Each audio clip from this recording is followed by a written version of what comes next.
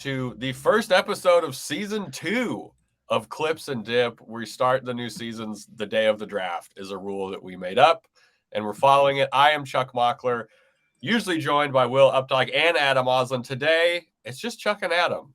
Carl was supposed to be here, Carl Tart. He had to go to Taco John's because he's out of town and the whole crew is getting dinner. I'm sorry, that's his excuse for the draft? The big Clippers fan that work. is? Yeah. Wait, also, it's his first time at Taco John's. Have you ever been to Taco John's? I'd like to go. Taco John's is great. You can get these things called potato olays. I'll get into it. We'll get into that later. We'll get more in depth on that. We got time. We got time. We are going to be talking, though. Adam, we have to talk about the fact that we did an entire hour-long episode.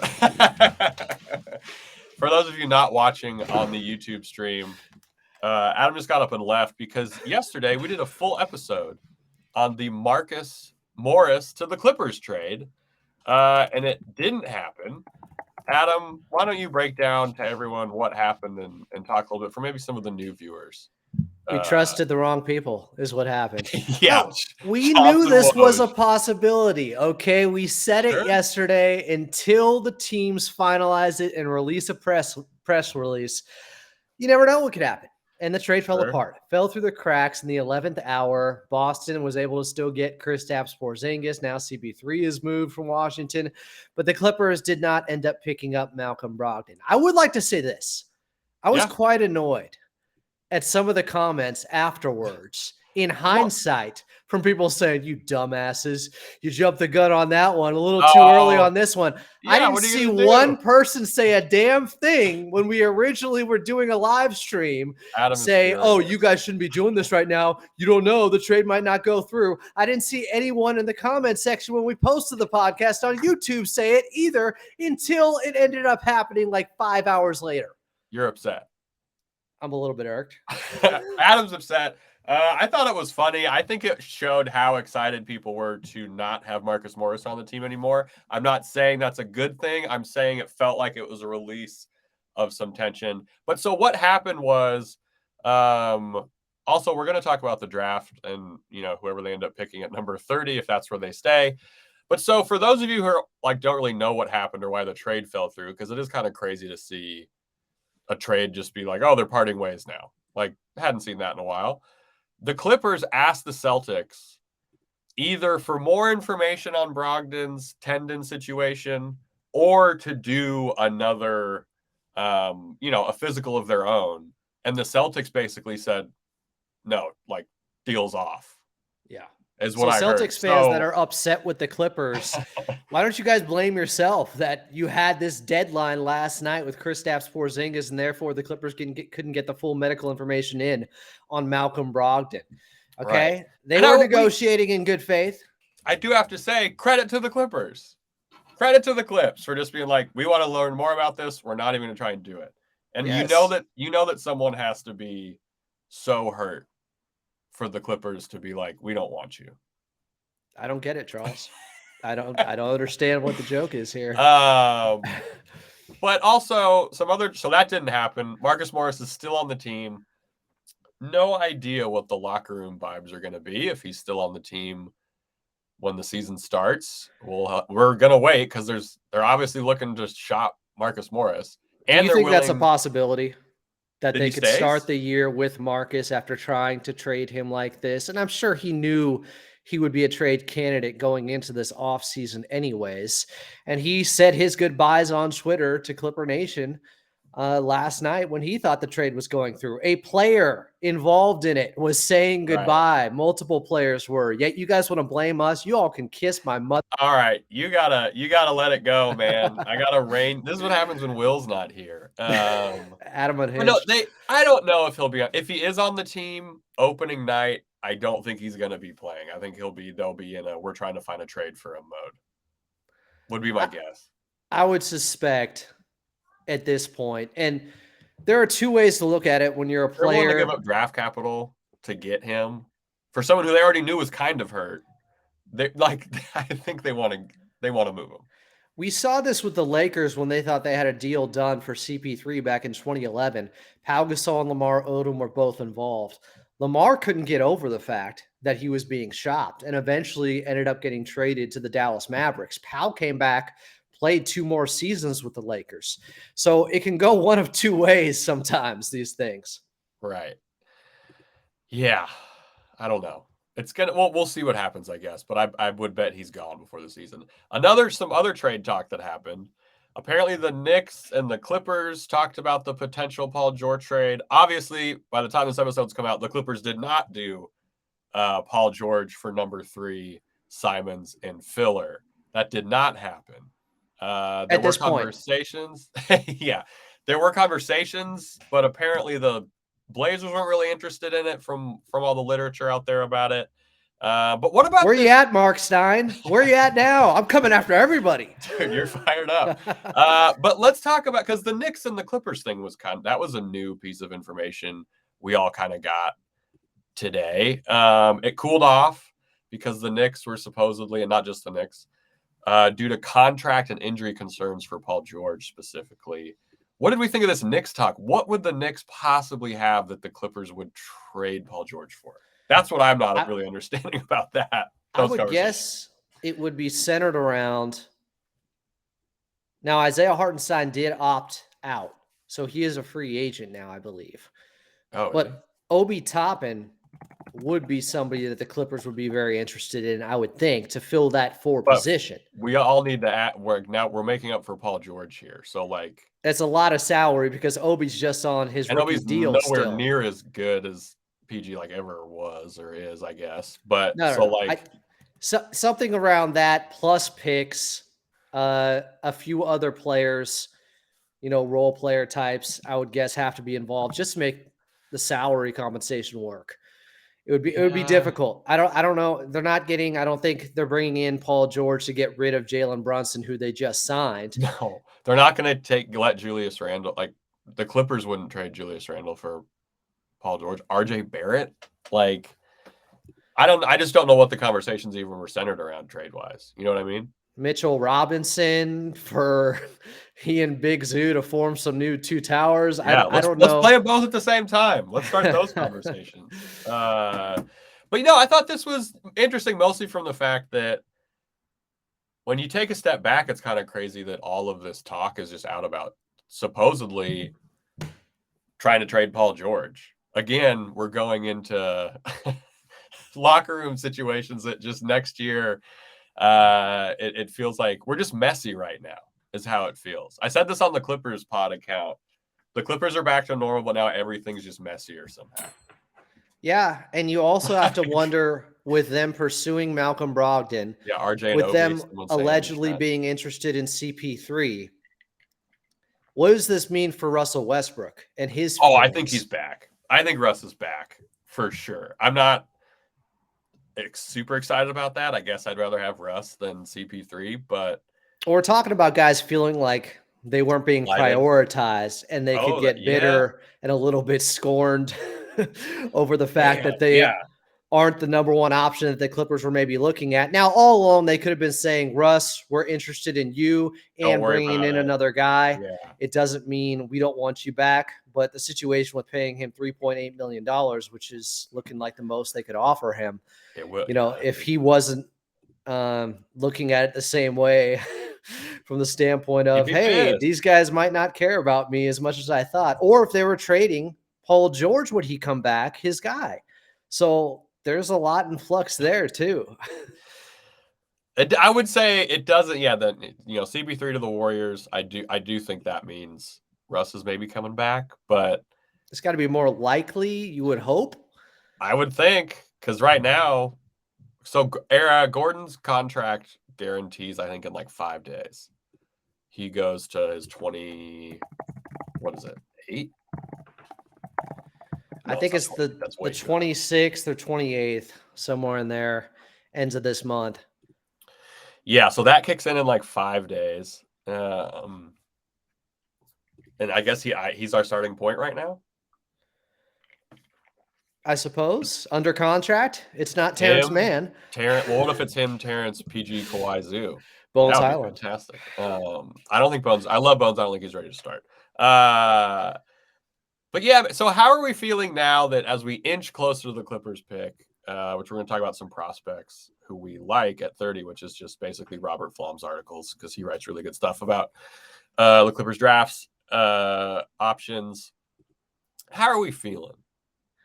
I'm feeling pretty good since we got somebody watching us from Sydney, Australia right now. Shout out Lane Mellish. If you're watching us on YouTube, thank you so much. We're at Clippers Podcast. We've just been doing these live things when stuff happens. If you're listening to us on Spotify or wherever you're listening to us, thank you for that too. But if you want to see what our faces look like for whatever reason, go to YouTube. For me, there's like two extremes going on right now, two possibilities where they blow it up or they run it back with 2-1-3. I think the blow it up try is to reinforce. The Scoot thing could still happen just because it didn't happen right when the pick went down. We see this all the time on draft night where guys end up changing hats, where somebody ends up getting moved. I can't see them. Okay, let's talk about this. If not Scoot, what about Dame being an option now? If Portland is saying a lot of people we're going to run it back without Damian Lillard and build around Scoot Henderson, does Dame now finally become available because they're keeping Scoot? I can't see them keeping both of them and legitimately being a contender this season, like apparently Damian Lillard finally wants them to be. That is a good point because there was some stuff about how like Dame had talked to Scoot and all these other things where it kind of felt like, oh, that's a nice little story to happen right now, right after everyone's talking about how they're maybe not, like he doesn't want that to happen. Can the Blazers make a play for a veteran guy to bring in without either of those guys? I guess they could. It just depends on. They could gut it, right? Like if they really believe in Scoot, the Blazers could just gut their depth and try and make Sharp, Simons. They still do have pieces. Look, Anthony Simons is a really talented young player that I think teams would be interested in.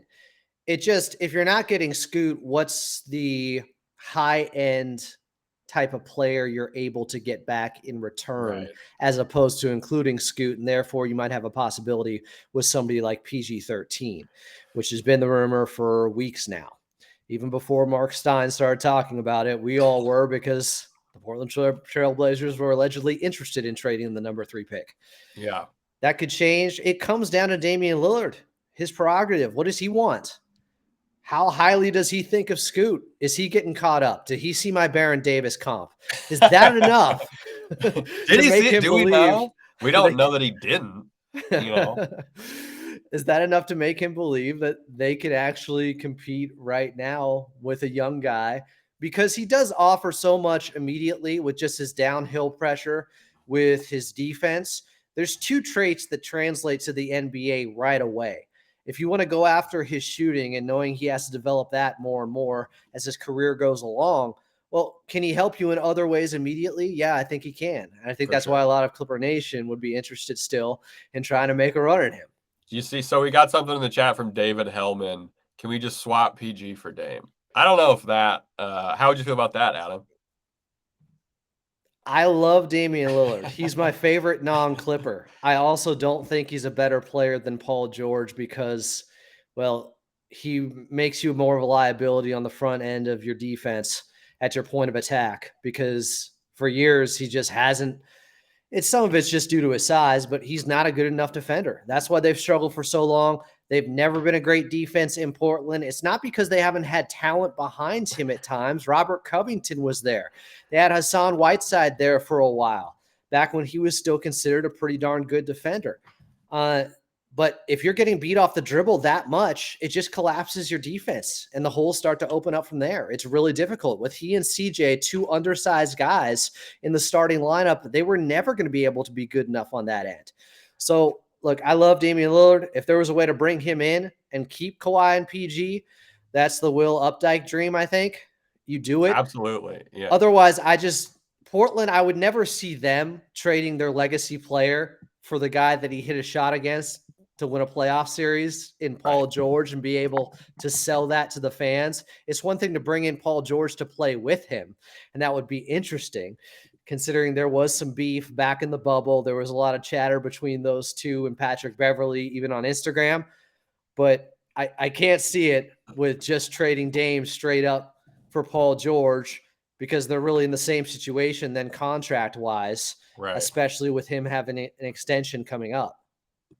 That's a good call. I like this question from David Hellman because it also brings up something I want to talk about that happened on Clippers Twitter.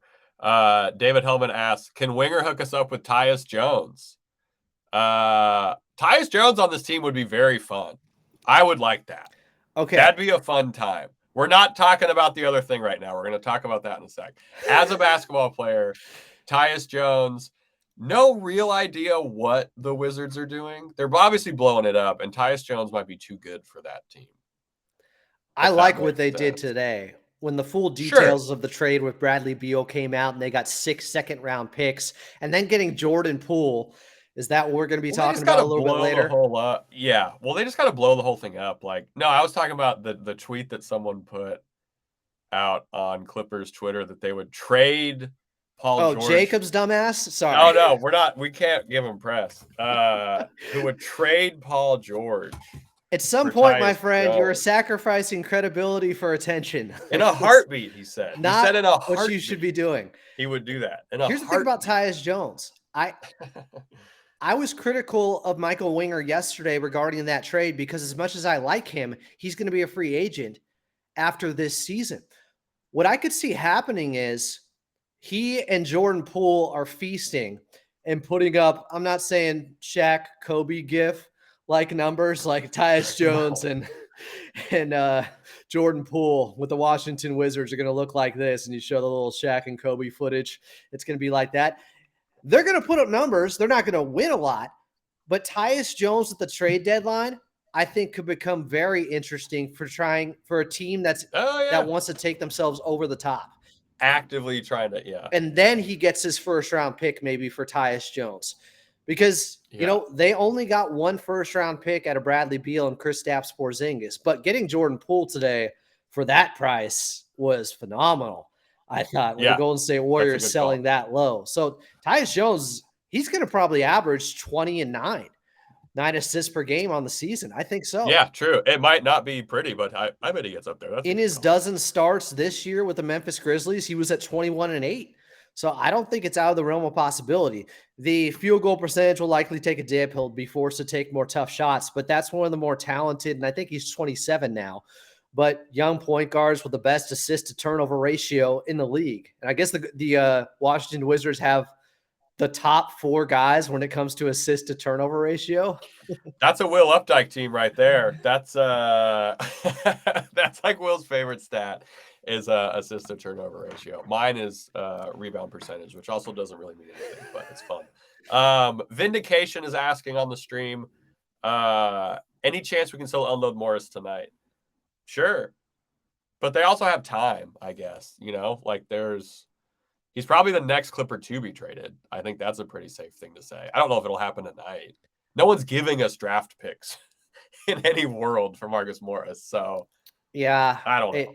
It's going to have to be something where there's a sweetener involved, where there's a second-round pick, where another player like Robert Covington or Amir Coffey, who was included in the trade, the initial deal before it was nixed yesterday. I did text with Brian Seaman. He's doing okay. Okay. On the Amir Coffey front. Yeah, he was freaked out for a second. Understandably. I mean, the coffee puns runneth over. Like, doesn't get to use him very much because he never really plays. But yeah, that's a good. I had just posted the Amir Coffey game-sealing shot against the Philadelphia 76ers in Philly when they came back on Doc down 20, where Brian said, "Coffee is for closers." And it's so good. I posted a minute before the trade deal fell through the cracks. And then I was like, oh, we got to delete this. Amir's still at the Clippers. And, yeah. All right, so I think we got to take a quick fake commercial break. If you're listening to this on audio, if you're on stream, we're just going to do a quick pause. But we're going to talk about some people that the Clippers should maybe draft. Also, maybe the people watching us live can keep us abreast of situations in case we're not paying attention to Twitter because we're talking. You don't have 2 windows open? I got a couple of them, but I'm still trying to look at the camera. I got a Woj window open. I got a Shams window open right now.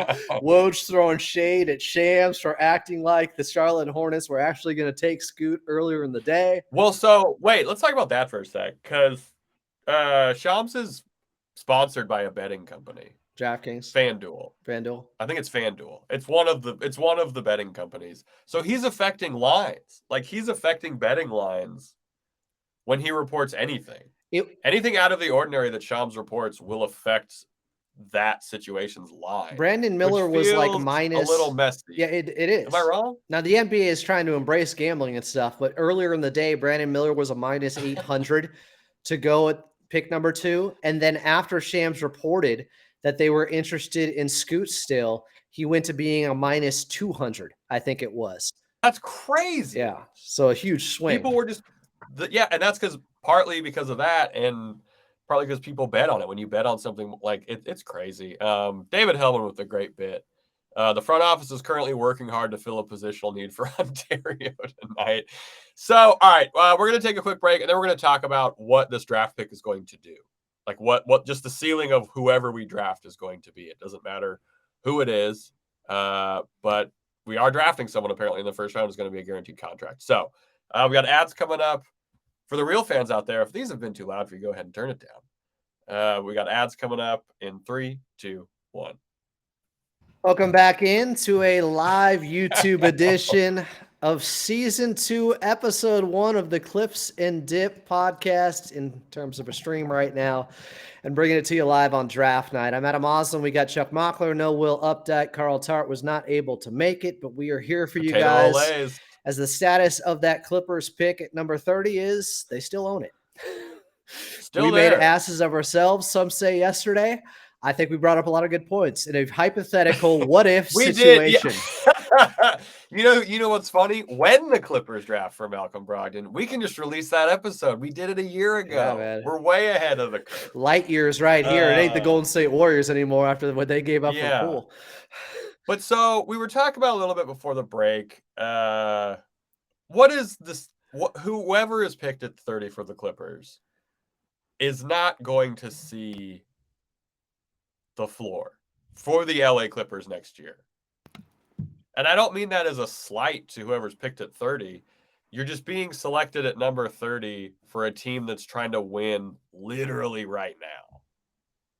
So, like, unless that guy's the best point guard or a backup center, NBA caliber, I kind of like what Chomer was saying about maybe trading the pick, and I guess we were set to, so I don't know. Yeah, I agree with you wholeheartedly. I think the best case scenario would be the Clippers do trade the pick to correspond with a larger, bigger move like we thought was going to happen yesterday, because you need impactful players on a team with championship aspirations. You need guys who can actually fill a role right now. I remember when Jason Preston was drafted, what if this guy turns into somebody that can help the Clippers? I never thought that. We were not doing the show when Jason Preston was drafted. Then who can know for sure? We were not doing this show. I did not think, what can Jason Preston do? I'll tell you what, the AT&T commercial, hats off to his management team. I will live and die by that. Great work. That voiceover is Morgan Freeman worthy. It is beautifully done, Jason I don't know about that, but yeah. I'm just saying the hype around draft picks on draft night reaches absurd levels at times where people get far too excited over every pick, no matter where it is. And the truth is, yes, that pick could turn out to be somebody. We just saw Nikola Jokic, a 2-time MVP, now a finals MVP, be drafted in the second round and lead his team to a championship. So anything is possible. And he was drafted during a Taco Bell commercial. But the likelihood of that stuff happening is so small, so slim, so low that you got to temper your expectations and be grounded in reality just a little bit, because even top 10 picks routinely, annually end up being busts. It's unfortunate, and it's fun to celebrate the guys and their dream coming to fruition tonight. But I don't think you should get too caught up in this guy can help right away. This guy can do something right now. Even Moussa Diabate, who I would say has a skill set that could lend itself to helping you sooner than later. And we saw it in that comeback in Portland last season, still had trouble getting on the court. And it looked like after his first two appearances. He's not going to beat out. Like, that's the thing. Like, Moussa's not going to beat out Mason Plumlee to play meaningful NBA minutes. just because he doesn't know how to play NBA basketball yet. Yeah. And even when he looked more than just competent in one game or two games, afterwards, it looked like the wheels were turning in his head too much. He was overthinking things. He Same with wasn't Terrence Mann. He wasn't Seems reading to and be a reacting. pattern. Yeah, young players, they deal with Coaching staff, maybe. I don't know. paralysis by analysis with overthinking things and not being as reactive and instinctual as you would like them to be. That's just part of the process until the game slows down for them. As good as Musa is getting 20 and 14 in the G League all the time, and as much as the Clippers had a need in that position area last season, it didn't matter. So if he couldn't get on the court more so than he ended up doing, when the Clippers didn't have a traditional seasoned backup center before bringing in Mason Plumlee, how many guys could be drafted at the 30th pick that the Clippers would be able to get court time for this season in a championship or bust year? And it's a guaranteed contract. Whoever we're picking at 30 is getting an NBA, like a full contract. So that is also what makes it cramped, which is what kind of Tomer was talking about. That was a great point when he was on the show. It was a really good point. If you guys missed it, we had Tomer on. Shit. We had Law Murray on recently. Man, Law Murray was fantastic. Law was that was a really fun episode. Some say we got the Bill Walton treatment. We asked him one question and he just went the rest of the way. The next hour and 20 minutes. Easy. I can just hang out. All right, so let's talk maybe some guys that the Clippers could draft. I have we're part of the 213 Hoops Empire here at Clips and Dip. Hold on. Can I take 1 sec to talk about something else? Just a real quick thing, quick pivot. Still basketball related. You like I haven't gone on enough tangents already? I hate draft pick spoiling on Twitter. And I understand the argument, why are you just not on Twitter? If you do sports media stuff, you quite literally have to be on Twitter when the draft is happening. You just have to. In some way or another. I hate getting just let them announce the pick. Who cares? Are you saying it's gotta be incentives for like their quotas? It's gotta be, it has to. Well, they put a muzzle on Woj or put, him in cuffs on the Evil 4 letter, and they tried to stop him from doing it. And now he works for a gambling company and is spoiling draft. Well, Shams. Shams does not care. Yeah, he doesn't. Yeah, but he's just cloud chasing. He's just cloud chasing. It's typical. But it's just it's just not as. I'm becoming a very old man in real time now. For those of you watching, but I just feel like it's not as fun. Well, especially when you're streaming something, it's already delayed 30 seconds or a minute from live television. Right. The live television isn't actually live either. There's like a 7-second or a 12-second or a 25-second delay, depending on the network. And then you're getting the tweet or how you're watching like it 3 minutes or 5 minutes before it actually happens. So it just renders their analysis useless during a draft party or draft analysts like who is on Jay Billis right now. They're talking about a guy and how he fits in. The French guy that came in at number 7, who's not ending up going to Indiana because the Washington Wizards ended up trading pick number 8 with them and a couple of those second-round picks from Michael Winger. So, yeah, it kind of just makes things a lot more murky, but I don't know. It's Twitter. Like, it's up to you to stay off of Twitter then. They don't care. They don't care, Chuck. I know. No, I get, yes. Victim blame. That sounds good. Yeah, let's do that. All right. One more tangent, which is something we actually haven't talked about on the show yet, which I like. Deuce Times on the YouTube stream said, have y'all heard anything about the Kawhi injury? Did he have surgery? Not a question. Just yelling it with 2 exclamation points. Is he playing anywhere? No, not sure. Probably not. Is he playing anywhere? We know he wouldn't be playing 5-on-5 because we know. We know he's not playing 5-on-5 in the offseason. That's his nothing process. About the Kawhi injury. The last thing we heard was that they were trying to just avoid surgery. We're not going to hear anything until we see the official tweet about it, and that's right. Like Maybe he had surgery and we'll find out about it a month after it happens. Who knows? Yeah, I think he would have got it. It'll be a thing where they announce like if he had it, which I don't know if he had. I don't think he did. It'll be like, oh, he got it on this date X amount of weeks ago, Yeah. and he should be ready for the opener. Which is something And then Lawrence we're in a whole Frank, new level of hell. So L. Frank did stress in his season-ending exit interview that regardless of if he has surgery or not, he'll be ready to go by the start of next season, which yeah, seems to be the diagnosis of that meniscus injury. The question is whether or yeah, not you end up having the surgery. Some guys right. don't, and it works fine. Some guys do, and it works fine as well. And we're hoping for the best. I do have concerns. Like, how many times can that right leg be injured in a different area, starting with the quadricep, then the ACL, and now meniscus tear, and that he just keeps coming back looking like the same player? How many Right. times can you expect that to happen? It's of course concerning, another knee injury. Players who are often injured early on in their career and in their prime don't magically start staying healthier later in their career. It's not how it What do you works. mean? Don't talk to me about that. That doesn't Chris make any Paul is more sense. injury prone than pretty much ever.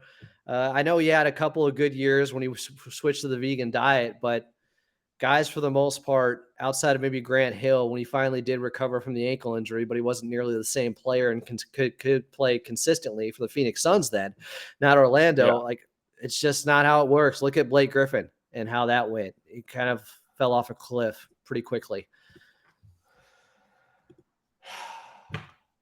Yeah, I mean, kind of depressing to think about, but you're totally right. On the other end, Kawhi's had major injuries on the right leg, and every time he comes back looking as strong He and as handles it good as well. ever. He handles it well. His recovery, when he's back on, you cannot deny that he looks every much as bit of the player that he very much is. All right, we got to talk at least at some point about some Clippers prospects. This is from the big 2023 NBA Draft by the Numbers, Big Man by Robert Flom. Very sad Clippers fan, Robert Flom. If you follow him on Twitter, and he would agree because it's difficult to be a fan of this team sometimes. But for Rob, that sometimes is every day. He was sad when they were in the Western Conference Finals. Like, he was sad when they were able to draft Blake. It. I mean, you got to respect it. But he knows a lot. So Adam and I do not watch college basketball. I do have much better things to do than watch college basketball, which might be a surprise to some people. And I just don't have the time for it. I watch UCLA here and there when I fill in for Tim Cates on Bruins Talk. So I keep up with them a little bit, but it's not much. It's not much. So we're going off this. Trace Jackson Davis. He played at Indiana. 6'9", averaged almost 3 blocks. It was 2.6 blocks. He can't shoot. So big guy who can't shoot already feels like that checks a pretty big box for Clippers draft picks. Okay. Am I wrong? No. You're wrong. Am I? The line is, you're not wrong. You're just an a-hole, Walter, from the Big Lebowski. He's very good at defense. He's obviously a crazy athlete. I think we can say that for every draftee now has incredible athleticism. He averaged 4 assists a game his senior year. Big guy, kind of has this nice little skill set that is rare in his size. He's another thing that maybe checks a box for the Clippers. He's 23, so he's not young. Terrence Mann. Big guy who can't shoot, maybe a little older. He feels like a Clipper. Hey, Fee could shoot. It just didn't translate to the next level.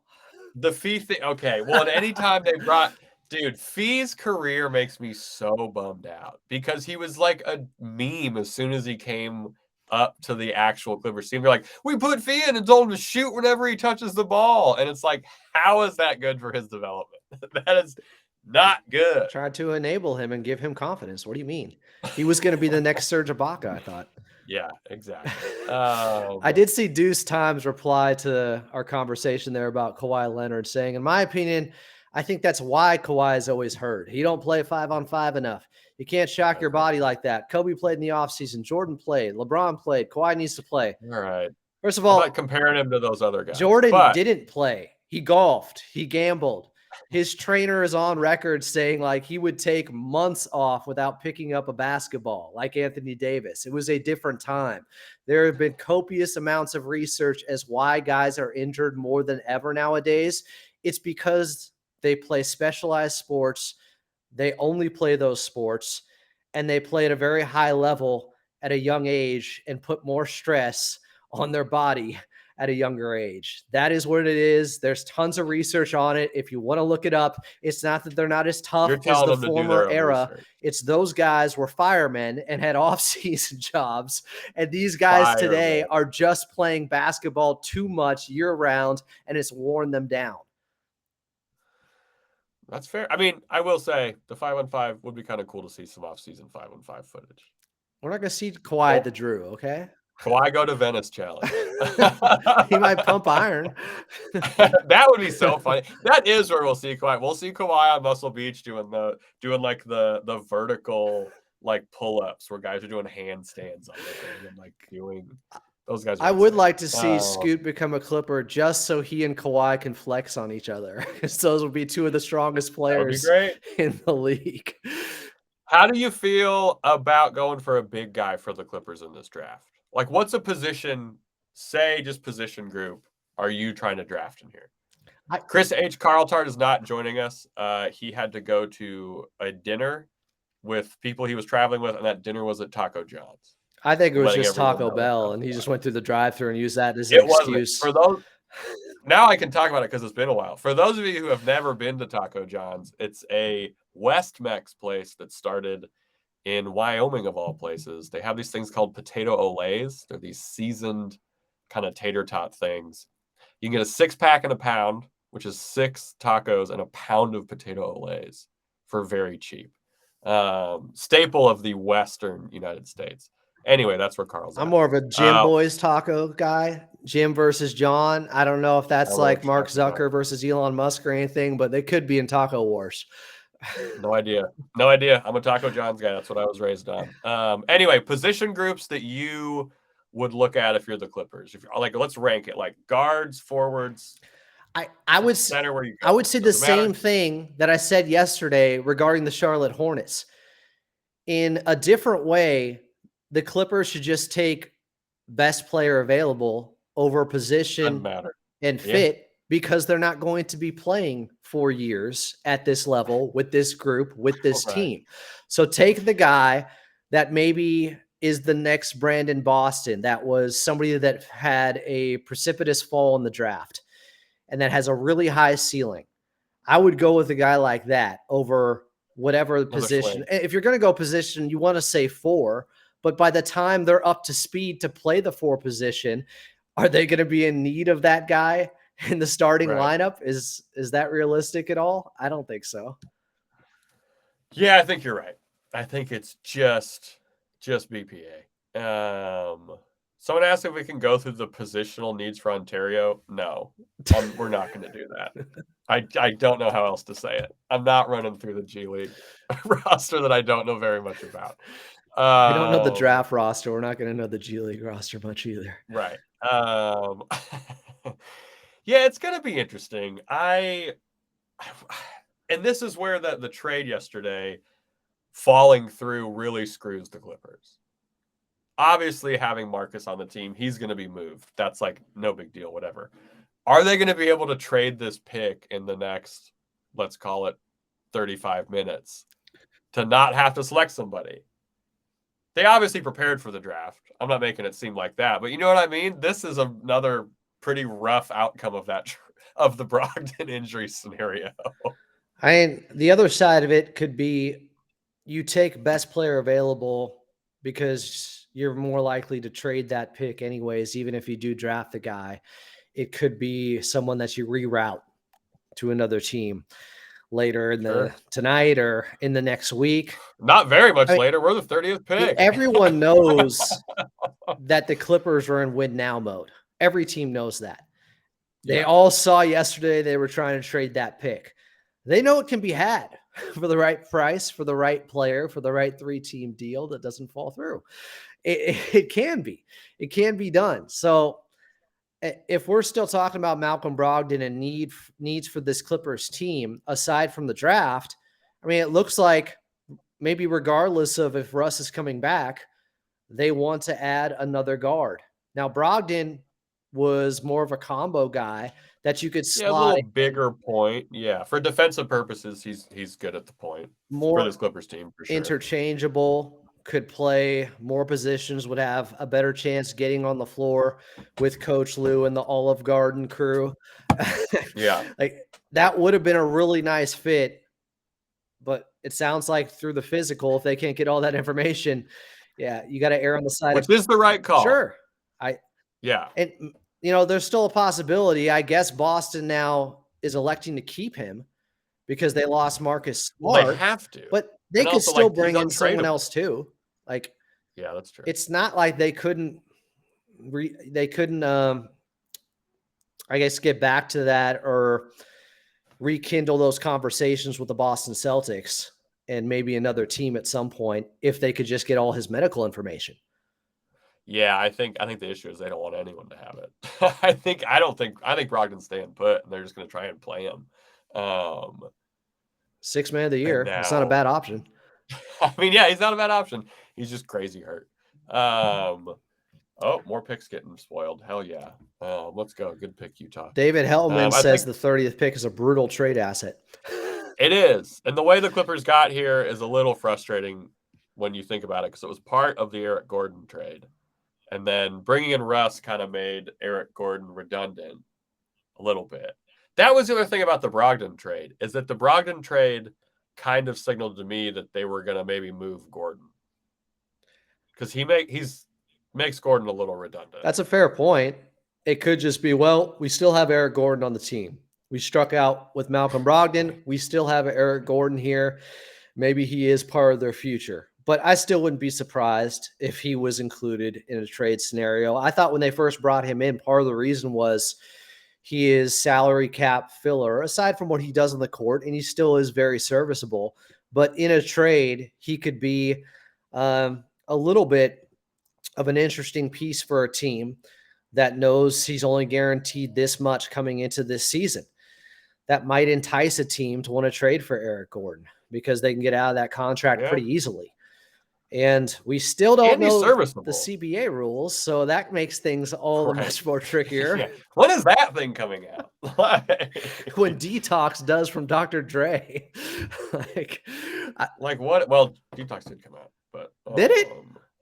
I'm 99%. It was like a song. Compton came out, which is a great album. I don't know why many people don't talk about it. He had a couple of tracks, but I don't even. Yeah, that's true. It was just a couple of tracks. Look, I go deep with Death Row. You don't even know, Chuck. I'm I'm about to grab my medallion right now. Please do not. There needs to be no medallions.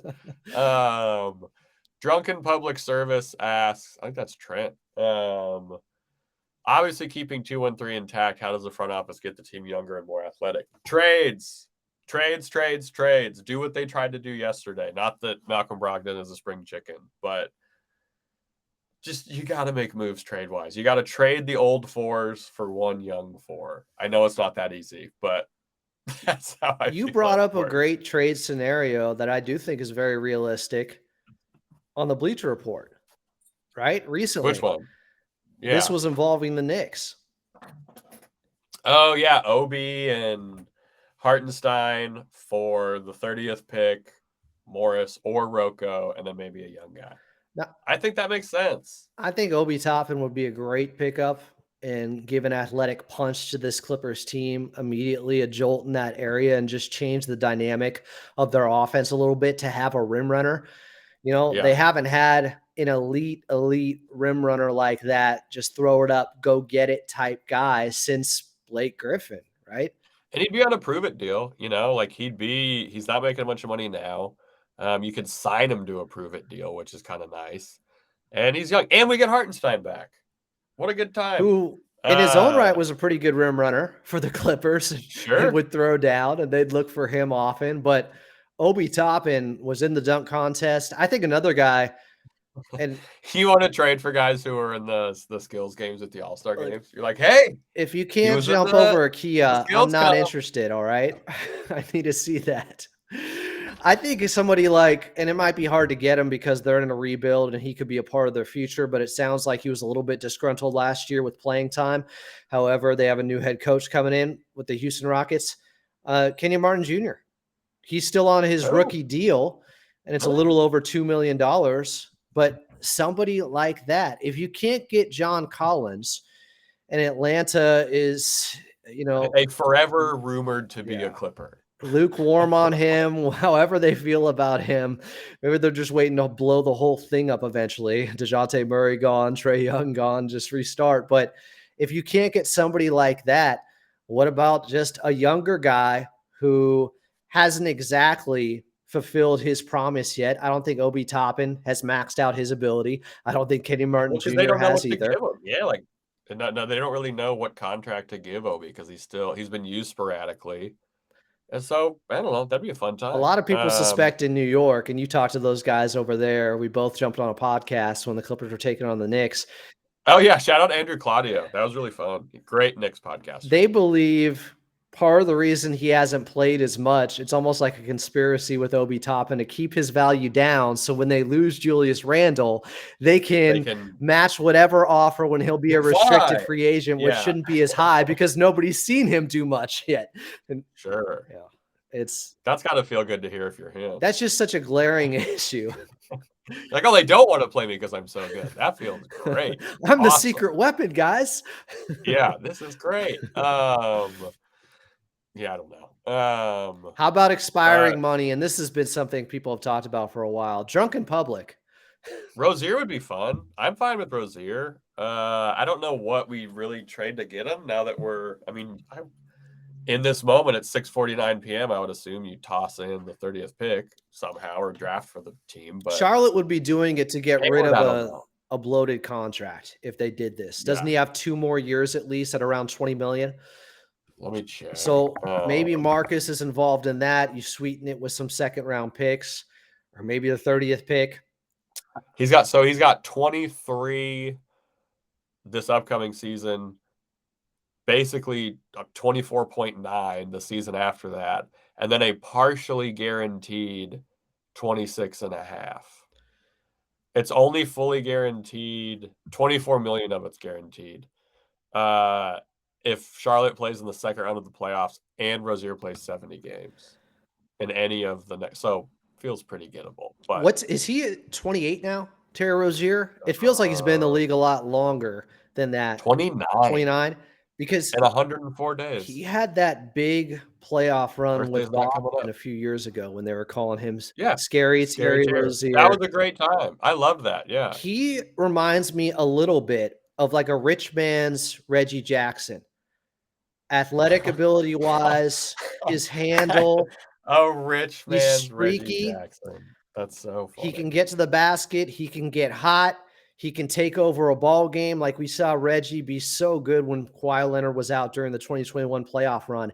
That's what Terry Rozier kind of looked for the Boston Celtics when they made that run. He's somebody that steps up and embraces the moment and apparently likes to play the villain or play spoiler because that Boston team wasn't expected to do a lot. Yeah. And he was a big part of their success in that postseason. I like Terry Rozier. If you're talking about we're doubling down, we're bringing 2-1-3 back, we have to find a way to get incrementally better this offseason. The future be damned. That's not a bad option, I think. Not bad. It's not bad. All right, draft guy I want to talk about real quick.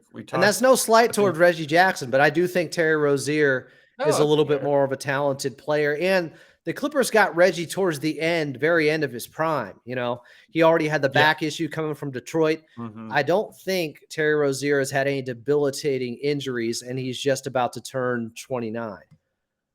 Let me look, because I thought he had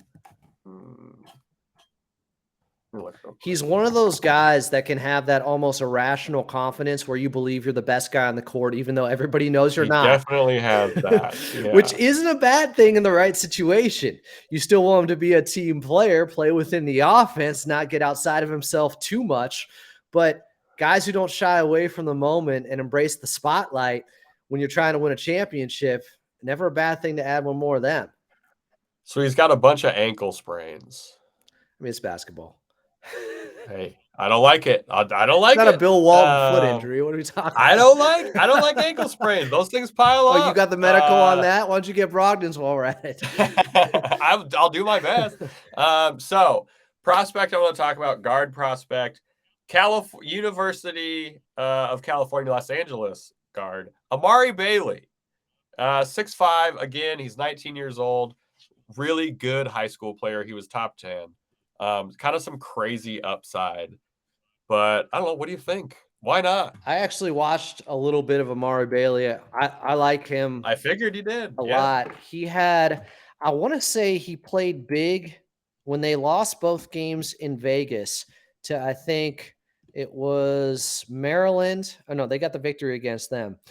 It was, he had some big games against big opponents. He had a 24-point game against Oregon State.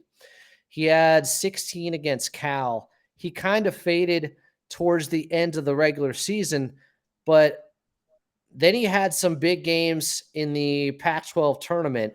He scored 19 versus Gonzaga. Yeah, he had 19 in their final game, lost to Gonzaga, but he had 26 in the Pac-12 tournament against Colorado. He had 19 against Arizona. He has a ton of untapped potential, and I love Mick Cronin. I love the foundation he gives players. I would be interested in somebody like him for 39% three-point shooter. Guy can shoot. Yeah, and he has wiggle. Like, he can get to the basket. He's crafty with his ability to get downhill. He's shifty. Ooh, I don't like his free throw percentage. 70% from the line does not. He was just overconfident. He's like, oh, this is too easy, guys. Sure, too easy. But yeah, I mean, at a low pick, it's like, why not? Have him learn from Xavier Moon, even though he's much bigger than Xavier Moon. The other guy for UC, LA guy, yeah. The other guy that I don't know where he's going to end up going because he had the season-ending injury. Yeah. I'm thinking of Jalen Clark. Oh. I believe I am. Who went out with, I believe he did his Achilles against Arizona.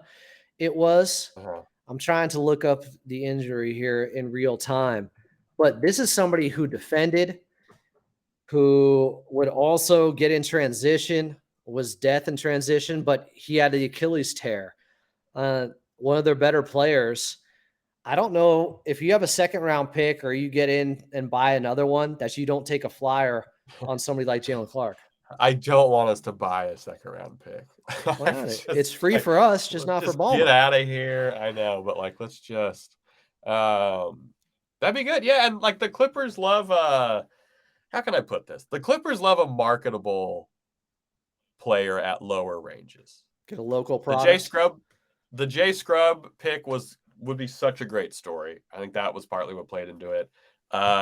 They picked up the Armenian sniper for the Agua Caliente Clippers, which is obviously a big kind of a PR play. So taking a UCLA would be great.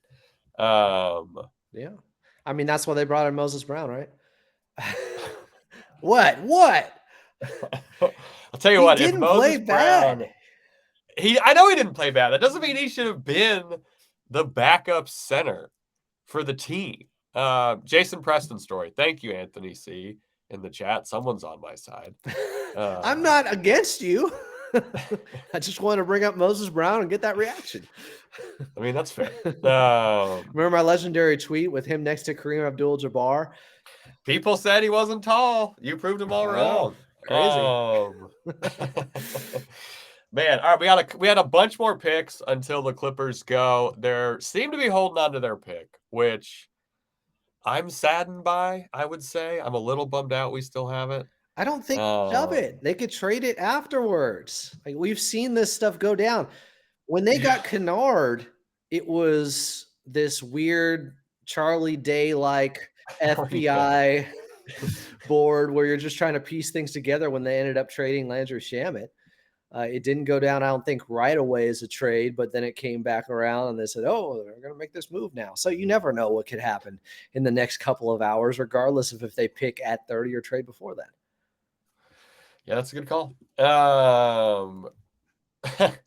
Someone says, if this offseason is a flop, do we start the Michael Winger was the real brains behind the front office conversation? I don't know if we start that conversation. I'm not going to start that conversation. I'm not going to start that conversation. Adam, are you going to start that conversation? I'm not going to start that conversation. We're not doing that just because he was the protege of Sam Presti in OKC with the Thunder. So he has great pedigree coming from Sam Presti and then Lawrence Frank. And the Washington Wizards are lucky to have him, but no, L. Frank is the man. He won his executive of the year. I get offended when people give, maybe it's because I did the same thing and he lambasted me a little bit for it, but when people give Jerry West too much credit, and I did the same thing at his introductory press conference, contrary to what you'll see on Winning Time, Jerry West is a very humble man and doesn't like too much not the same attention his way. Show. Yeah. At his introductory press conference, I thought I had this brilliant question. I thought I was just going to be the star of the show. It was on NBA TV. I was like, oh, give me the mic. I don't like where this is going. And I asked him, mind you, he's coming over from Golden State. I said something to the effect of, is it almost like playing chess with yourself since you helped make the Golden State Warriors and now you're trying to find a way to beat them being with the Clippers here? And he just kind of playing chess with yourself said, you're giving me far too much credit. Please don't do that. And he wanted to give the credit to Bob Myers and the Golden State Warriors, even though he was allegedly the guy that put his foot down, like he did when it came to drafting James Worthy with the Lakers, to not trade Klay Thompson for Kevin Love, when at the time Kevin Love was getting 20 and 12 with the Minnesota Timberwolves and looked like he'd add a different element to their offense. And he said, no, we have something special with the Splash Brothers here. We're not going away from that. So, give credit where credit is due. I think Lawrence Frank has been the right guy for the job, and he has proven it. It's just bad luck with injuries going on with the Clippers over and over again. Speaking of, Jerry West talked about that in all his time in the game. He said this on the podcast episode 2 weeks ago. In all his time, he has never seen a team more snake bit or cursed or whatever the jinx is than he has with the Clippers. It's been brutal. So he's seen a lot of basketball. Adam wildly defending Jerry West. We have a special guest drop in that we're going to get to after this quick commercial break. If you're watching on YouTube, it's not a real commercial break. I'm going to introduce this guest and then go make a drink real quick. But if the ads have been too loud for you, go ahead and turn them down. Totally fine. But we have a special drop-in guest coming in after this break in 3, 2, 1. What is going on, Clippers fans? Welcome back. And we are joined. Adam Oslin is here. I am Chuck Mockler. We are joined by Joseph Raya-Ward, retiree. Yeah, dude. I believe I'm on the links. He's on the links right now. Time in between Canasta and running for the retirement community. A lot of mahjong being bored in my household. Did you hit it big with your startup company? Why are you retiring? I don't get it. That is a fair question, actually. Well, I'm going to get to that. But the reason you wanted to come on here and rant. Yeah. The reason I'm here is because I heard through the grapevine that Chuck is trying to take my spot on Clipset. And so now I have to take his spot here on Clips and Dip. I think that's a fair trade. Yeah. I'm out of here. Mix that drink.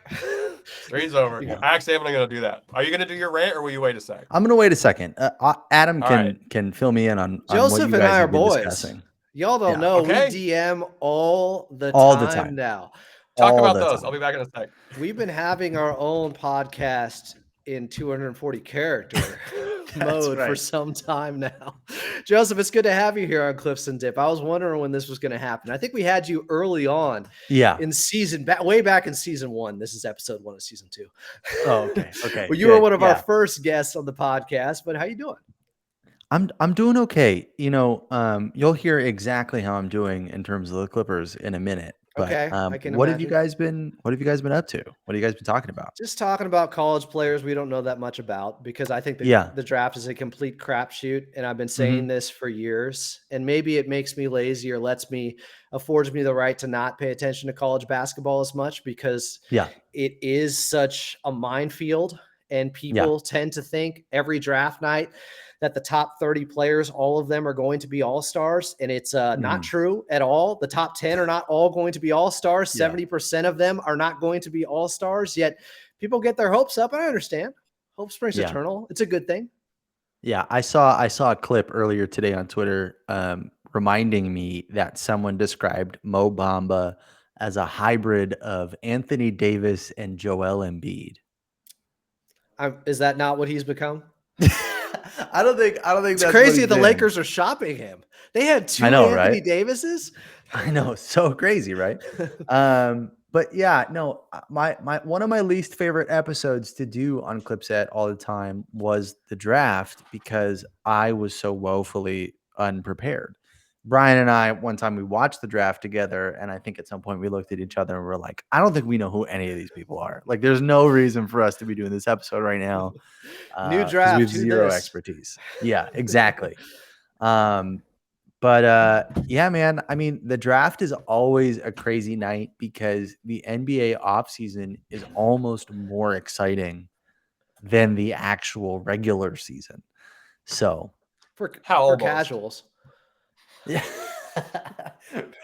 That's right. For casuals like me. Things are going For well. Kendrick Perkins. We have someone saying that he's expecting Brogdon to have an insane season. I also expect that. I do. Yeah. Yeah. It's going to be rough. Yeah. He's going to play He's going to play all 76. 82 and He's playing 50, 40, 90.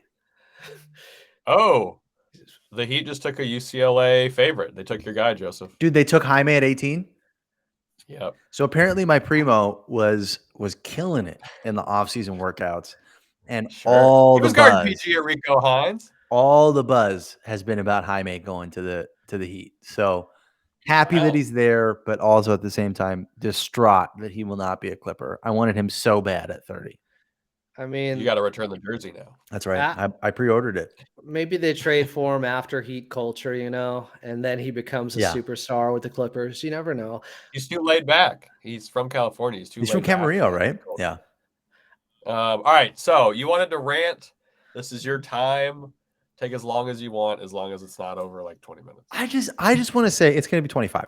So I just want to say that the Clippers have really, truly disappointed me. And maybe this is just a matter of, PG's value is not high enough. I just want to say that obviously Paul George won my heart in 2021. I was like the captain of the Paul George army all 2022. You were a soldier. I was a soldier. Okay, no, but like I wasn't just. I was high ranking in the Paul George army. Okay, for a while. Yeah, he won your heart, but Reggie Jackson holds your heart. Yeah, exactly. Still, if the Clippers don't do something drastic with this team, and I mean like drastic with this team, they are complacent cowards that do not deserve any of our respect. Okay, Adam, you can sit this one out. I know you're a team employee. Retired Is this live? Does not get it. We're absolutely live. I cannot believe that we are at this place where they are going to run it back. I know they tried to do the Brogdon deal. People thought it was an overpay. Those people are out of their minds. Okay. I don't understand how they can look at what happened last year and decide, okay, everything is fine. Let's just do this again. Look, they are trying to get rid of Marcus Morris. Yeah. Okay. Cool. Let's attach a pick to Marcus Morris. Who said everything was fine? Lawrence Frank came out and said you got to respect the regular season.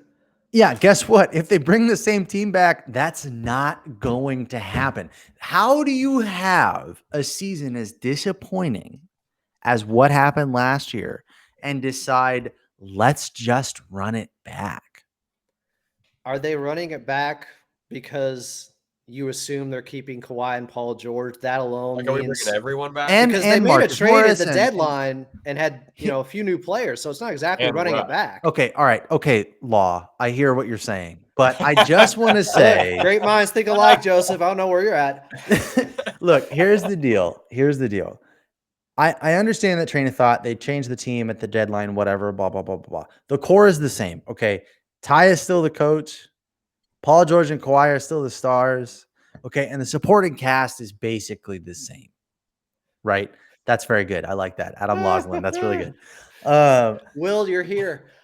It doesn't, in spirit. it doesn't make any sense to me for them not to be aggressively shopping things. Like for this What to do you be, mean by things? How do you Let's know talk they're what the not? things mean. Paul George should be on the market. How do you know he's not? Like, unless the Because- trade goes we were through. getting RJ The Barrett. reporting seems to be that either A, his value is low, which is whatever. I don't care. But like to me, it's like if the discussions were just that would go against your argument.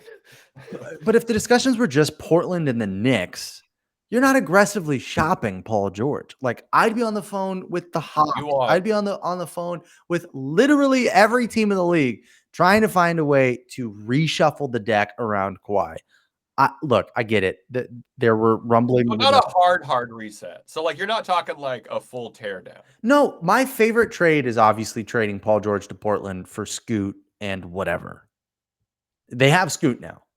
If they're willing to part with Scoot, I will literally push Lawrence Frank out of the way on the phone call, and I will say yes emphatically. This is shameful. Give me the phone. Give me the phone. Trent Redden currently has you in a headlock, though. You may have gotten Lawrence out of the way, but Mark Hughes is coming to kick you in the ass. Yeah, I'm fighting, bro. I'm a black belt. I was an instructor. Okay, Jerry West threw Shaq up against the wall. You want that dad strength? You want that?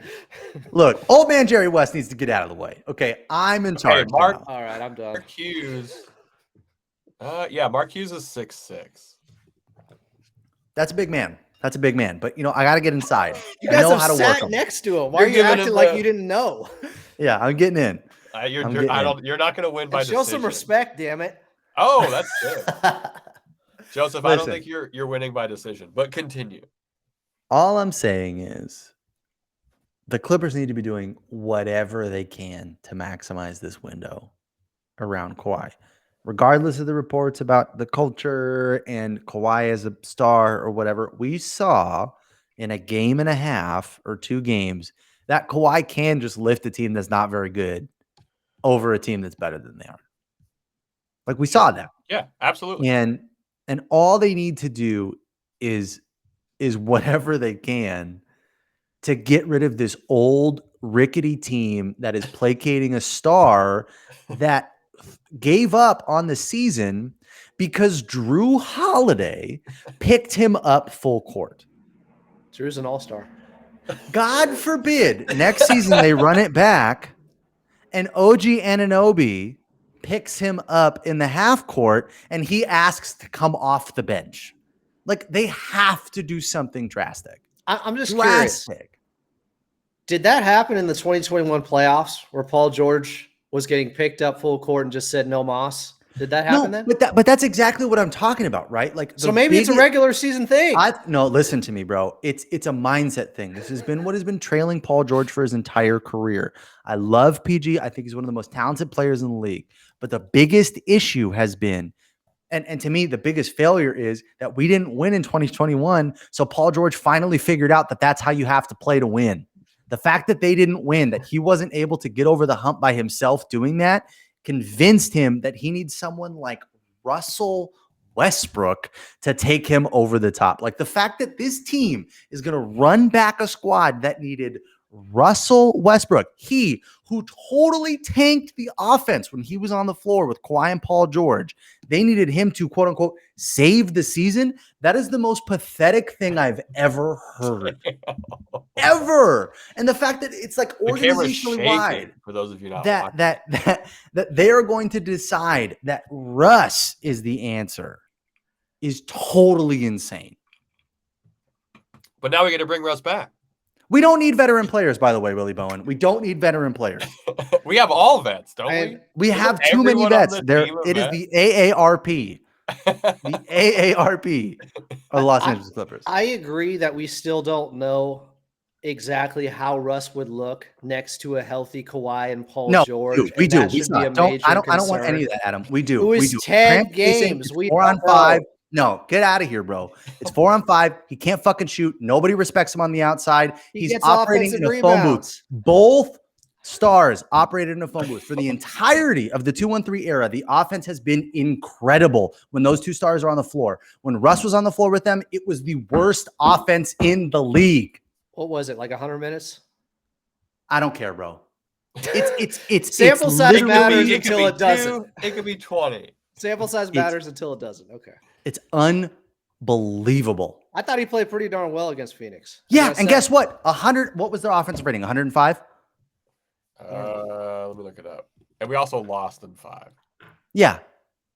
They should have. You're right. They should have beat him without Kawhi Leonard. That's Russ's fault. That is a great point.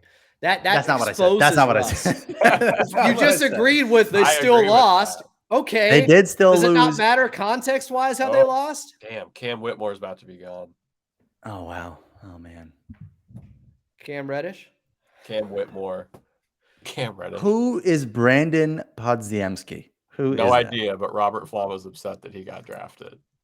Oh, of course. So he went to Michigan? Yeah, I was like, so he's a Polish guy who went to Michigan. That's his kryptonite. He's always positive about Michigan. Yeah. That's actually a very good call. But Robert could be down about everything but Michigan. So, Joseph, what is the rant all for? What are you trying to say? What needs to be? Give us some realistic trades for PG. What comes of this rant? Here's what I want. Who are we picking at 30 during what commercial is going to be the next commercial to be an MVP drafted on? I'm going to call it Chris Paul State Farm commercial for some reason. Oh, I'm calling it John Hamm Mercedes commercial. It's going to be that. And I think we got it. So who's getting drafted? Hey, you're the mind reader with this front office and how much they're shopping, guys. Who are they going to draft? I don't know. My pick at 30 is gone. Okay, went 12 spots too soon. Jaime Jaquez is who I want. You were way off. Yeah, I was way off. He was mocked to the Clippers, and they did bring him in. What do I want? Honestly, you did 10 mock drafts, and every single one. I did 14 actually. Makes no sense. Here's the deal. If I were the Clippers GM, and I got a lot of pushback in our group chat about this. If I were the Clippers GM, our group chat. Everybody but Adam's in it. I'm sorry, Adam. We'll get you in there eventually. I don't want to be in it. All right. It's a waiting list. It's really negative. I'm sorry. It's very negative. I try and bring the positivity. It's like a new fucking iPhone line. Hammering the phone of Landry Fields, the Hawks GM. Ooh, and I would be trying to tantalize them with trading in their depth. Are you doing a GM trade? Oh, okay. Yeah. Their depth for Paul George. So what's their? They've already been on record saying that they want to. Well, look, he's probably got John Collins potentially. Okay, the larger trade that I thought of included CP, but we obviously can't do that anymore. But it's Paul George for DeJounte Murray. It's DeJounte Murray, John Collins, and DeAndre Hunter. Okay. And then you call Portland and you offer John Collins and whoever you draft 30th for them for Anthony Simons. You get younger, you get more athletic, and you still surround Kawhi with a competitive team.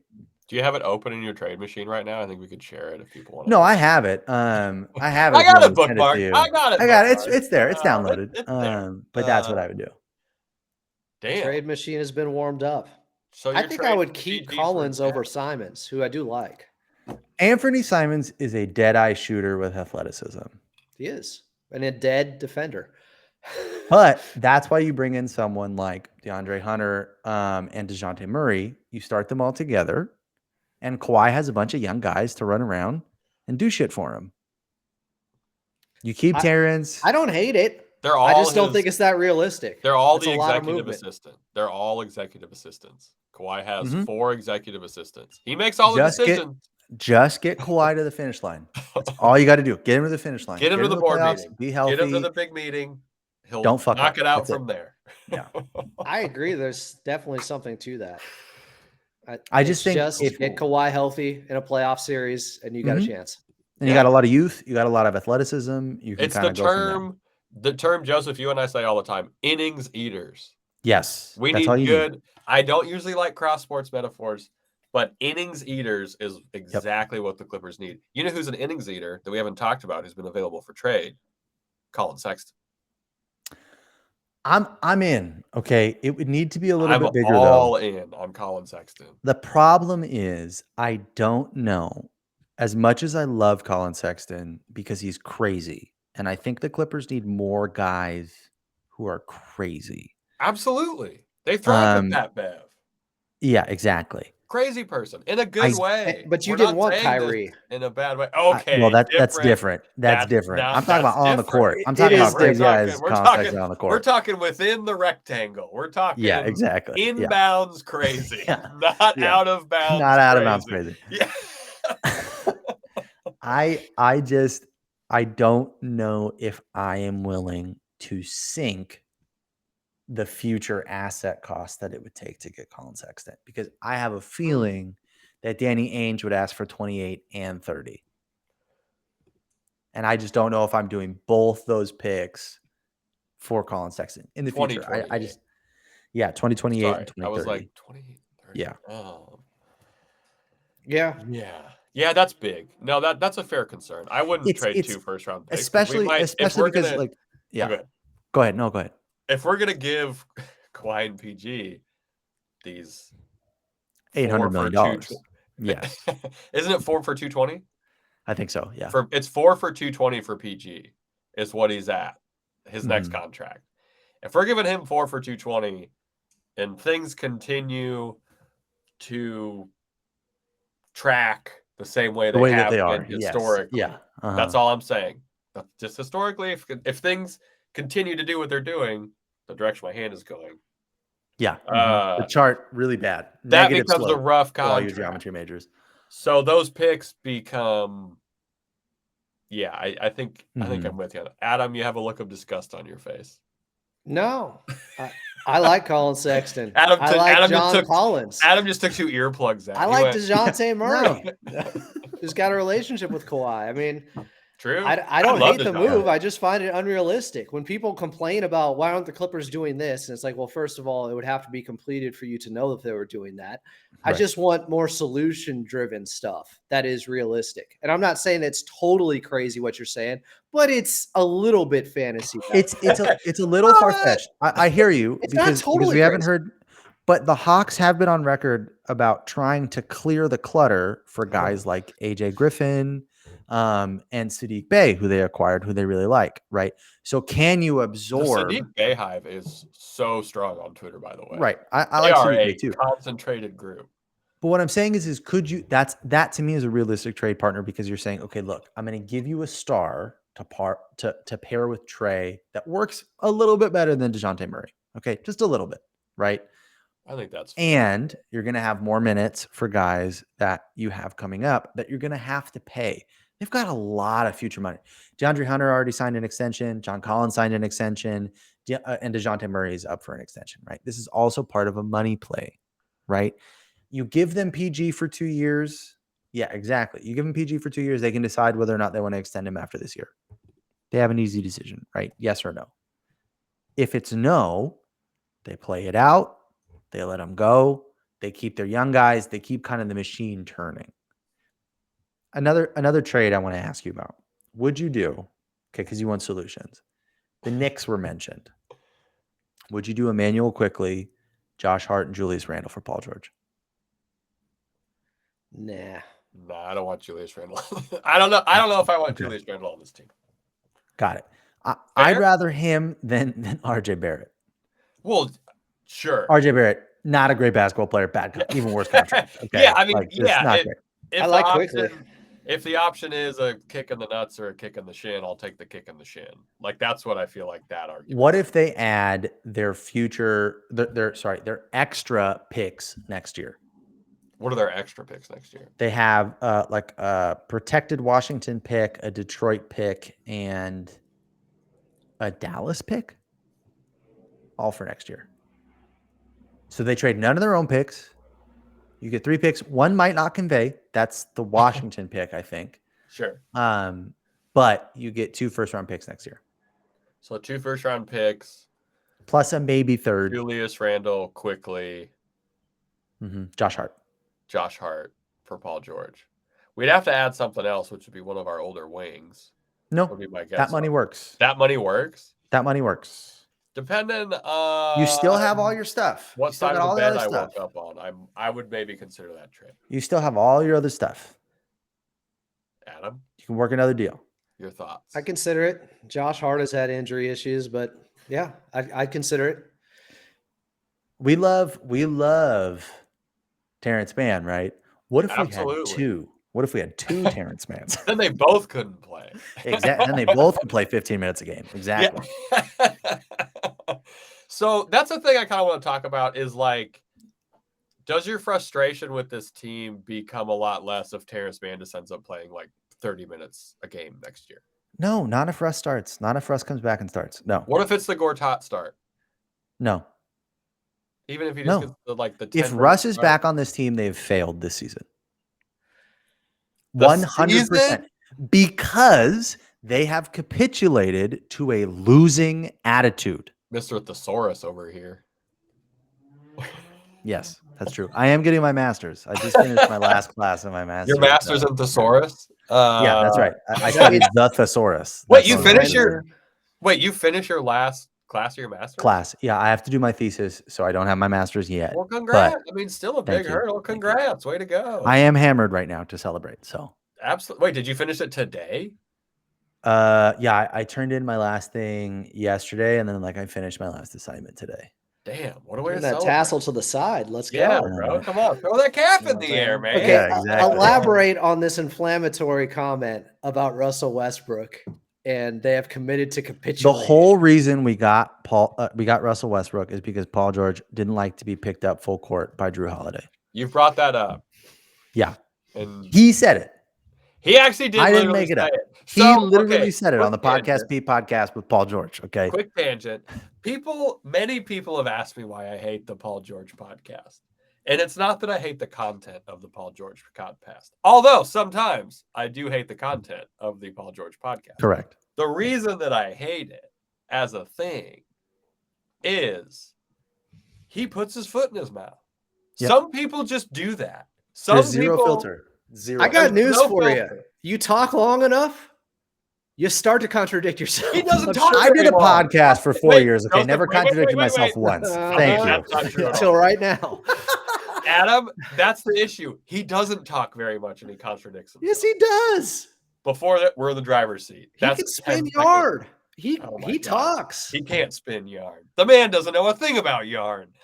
Never crocheted a day in his life. Never crocheted. Doesn't know where it comes from. My issue is he's a put your foot in the mouther. It happens to some people. Yes. And it happens to Paul George. And he's been through enough. He's such a good player. He's so underrated. He's so fantastic as a basketball player. He's so good. But he just, I don't think, can present the image that the public wants to see of Paul George. Correct. I just could give a shit about that compared to what he actually did during the 2021 here's the deal, playoffs Adam. when Kawhi went down. No, but here's the deal, Adam. Yeah. Since then, what he has said has matched up with what he has done. Okay. The man. So he's no longer contradicting himself.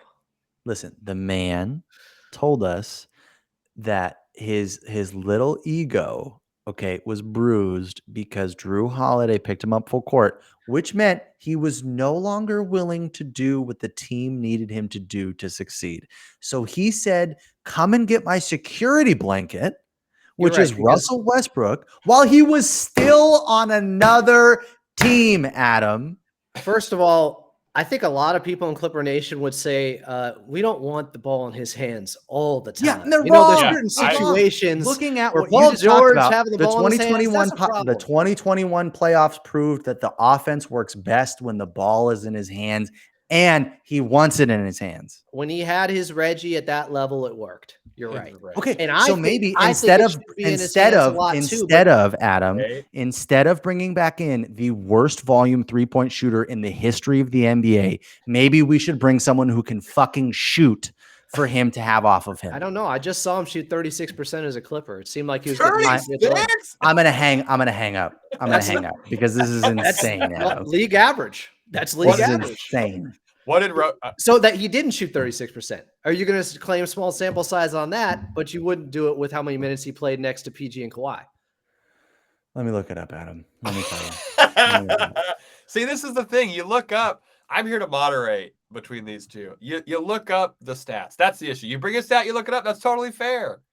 I'm on board with that. I'm positive I've been peeking. Our research department is clutch. Hold on. April 25th, 3 for 18. The second time he shot at least 3 for 18 in the playoffs. He shot 36%. 1 for 6. 1 for 6 from 3. Somebody in the comment section he was a negative. He was a negative in the majority of those playoff games. Hold on, sorry. Yeah, because they were losing them and he was playing heavy minutes. It says here that so good. The offense was bad when he was on the floor. Okay. So you're no looks longer like he shot 35%. 35. No. 0.356. You know you'd be rounding up for anyone else, Joseph. 35%. Fair point, Adam. Okay. 36. Less attempts than he had in LA on the Lakers. And which what is did a good thing. He shot 29.6%. And let's see the year before that, 29.8%, and then 31.5%. Hold on. 25.8%, 29%, 29.8%, 34.3%, 29.6%, 29.9%. I was told that won't change with the Clippers. I was told that many times, Joseph. You said it too. And then he shot 36% from 3. Do you believe that he'll do it next year? No. No, I'm asking Adam. We know that if you he don't shoots believe it, Joseph. 33% or above at low volume, it's fine. No, it is not. It's not because no one will guard him, Adam. It's not ideal. It's bad. We're talking about for the options that are realistic and guys who can be inning seeders like you were talking on the season. We're talking about 3 small samples, right? We're going to talk about how the offense was bad in small samples. Over his entire season, he shot 31.1%. What does it matter how he looked with the Lakers when he looked like a completely different player? But the problem that I have with this point, Adam, is when he moved to the bench for the Lakers, he was productive. Oh, I will say he would be. I said right away, I would love to have Russ run the second unit. I said that's the best spot for him. I agree with you. Right. So because Russell Westbrook had the heater of all like shooting aberrations that has ever happened in this whole entire universe. It's just weird because Reggie had that happen too. And Batum had it happen. But and Reggie could actually shoot beforehand, right? Reggie could actually shoot beforehand. But he could shoot. He wasn't shooting 43% from 3. Yeah, but he wasn't shooting 28% from 3 for his career. Yes. And one on guy high went volume. 36. I mean, he went up like 8% from his all-time high, Reggie Jackson, from 3. Okay, but Reggie can actually shoot. Russ can't. The floor for Reggie is higher. The floor is higher for Reggie. Yes, Mike Conley would have been a better pairing. I would have given my left lung for Mike Conley. Your left lung? Reggie is a 35% three-point shooter. I didn't want to say the other thing, which is the phrase. I didn't want to say that, so I used lung. Lung is too much, but so wait. The lung transplant too much, way too much. Is Russ even coming back? I think for the whole season, we will maybe see more of what Joseph is talking about. I don't know if it's the extreme of what Joseph is talking about, but history is not necessarily on our side. With Russ coming back? No, of his 3-point performance is what I'm saying. It's like the Rocco thing. I would love it if Rocco would shoot. What did he shoot on corner threes? Like 70% almost. Those 21 games. That would be fantastic. Even half of that would be great. But hold on, I'll get you the corner 3-point numbers right now. No, Rocco's were insane. Rocco was like unconscious from 3-point in the corner. You know, Russ has had some good years on corner threes. He's had like 1, Adam. I've looked it up. He's had a couple. He's had 2, which is technically a couple. Whether or not Russ works to me isn't fully dependent on whether or not he can hit threes. But it's dependent more about Coach Lue and how he uses them. That's a fair point. Because no Coach matter what, Ty here's Lue's the Morris problem. a lot and Moses Brown. Both No matter what, hot take, bad ideas. if Russ is on the team, their ceiling is lowered. No matter what. No matter what. Because having a guy that is that turnover prone and that negative as a shooter is going to put the Stars in a phone booth. It's clear as day. If you watched them operate with him on the floor, it was bad. I saw him score 175 points one game with Russ on the floor. I don't know. Okay, to be fair, we also lost that game. Well, we are talking about defense right now, which they were actually much better, that group, with Russ on the floor defensively. Dude, So can you really take a lot from that sample when defensively they were ridiculously good, the 2-1-3 connection with Russ? Adam, you know who Russ is as a player. I do. You know who he is. But he's been in the league for 75 years. You know what defenses are going to do. Yes, you can take that. Aware. And I'm also aware that he played differently as a Clipper than he did as a Laker. Okay, he set like 5 screens, bro. That doesn't mean he's a good shooter. He set more screens in his first game than he did with the Lakers all season long. Like, I get it. I understand the optimism, but at the same time, dude, you know who he is as a player. Rocco shot 40.9% from the corners this season. No, the season when he went crazy. It was 40.9 this season, so still pretty crazy. Joseph, what's your solution? Because I think don't bring a player that makes it harder for your Stars back. But so we were just talking about this. Who's the starting point next year? Realistically, we all want it to maybe be Terrence Mann, but who do you think? You know what I'm saying? If it's not Russ, who's Tyler going for? Man, I don't know. I mean, Terry Rozier probably. Okay, we talked about him. Love that. Yeah, I'm okay with that. I called him a rich man's Reggie Jackson. You must love him. I've loved Terry Rozier for a long time. I loved what he did off the 2 stars in Boston. He's a guy who's proved that he can shoot off the ball. He's got a little bit of length. He's got a little bit of downhill stuff. And he defends. Like that's all that matters. He tries. That's a fair call. So that's a realistic move that could actually happen. Yeah, I think trading Eric Gordon and Brandon Boston or whatever for what do you mean? I know the future star of this league. The future, bro. But if you could turn that into Terry Rozier, I think that's a pretty much of a no-brainer. That's a nice little trade situation. Hey, people can say I was wrong about John Wall, but I was right about. Can we talk about how much you were wrong about John Wall for a second? Can we talk about how much you were wrong about John Wall? Hey, at one point you bought in, Joseph. If you play both sides, you can't be wrong. No, listen, I came on your show and I was nice to you. No, I was nice to you, but the whole time I knew how much that wasn't going to work. Okay. Terrible fit. Just can we stop? Can we stop bringing point guards that can't fucking shoot on this team? Never gonna happen, buddy. Literally never gonna happen. If there was that perfect guy that was attainable and that easy to get, I think they would have got him. Oh, someone asked a question: why couldn't Boston give us Marcus Smart? Because we don't have any. Well, I mean, it would have cost a future pick for sure. Would you have? I would have dealt a future pick for Marcus Smart. I probably would have dealt a future pick. He's awesome for Marcus Smart. Rating DPOY. I think he's perfect. Would be great on this Clips team. Mm-hmm. I was surprised he went for that. It was a crazy price. Mm-hmm. Yeah. What would you have offered, Adam? Me? Oh, no, Adam. Would you go first? Would you go first round pick next year or whatever? 2 firsts for Marcus Smart and whatever you need to make the salary work. Yeah, I probably would have done it. Damn. He's still, I think, 28. Would you have done it if it was Terrence? Yeah, because I would, because Terrence isn't going to play, which I don't. Yeah. I'm not saying he shouldn't play. It's the Rocco thing. I just seeing what they got. I don't think it would have taken Terrence. Also fair but point. I'm saying, like, if that was the price, would you have done Terrence Mann number 30 and then a 2028 first round pick? Easy. Probably not. I think I would have done it. Marcus Smart, I don't know. Yeah, that's a guy who I feel like fits really well next to perfect fit. And as we've said, innings eater. Yep. Good defender. That'd be nice. A little bit. But some spark. So are you totally opposed to what Russell Westbrook brings in the regular season? Dude, yes. He said yes so fast. Yes. Because here's the fundamental problem with that, right? Here's the fundamental problem. He does with that. care.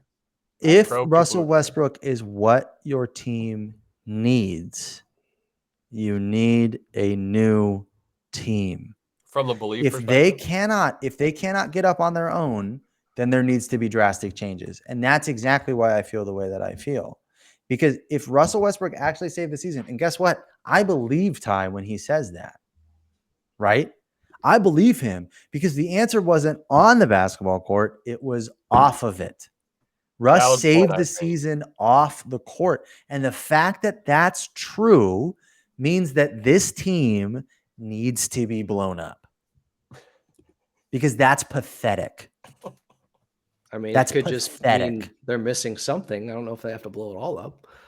It's pathetic. But that's where the PG trade, right? Because like trading PG isn't blowing it up.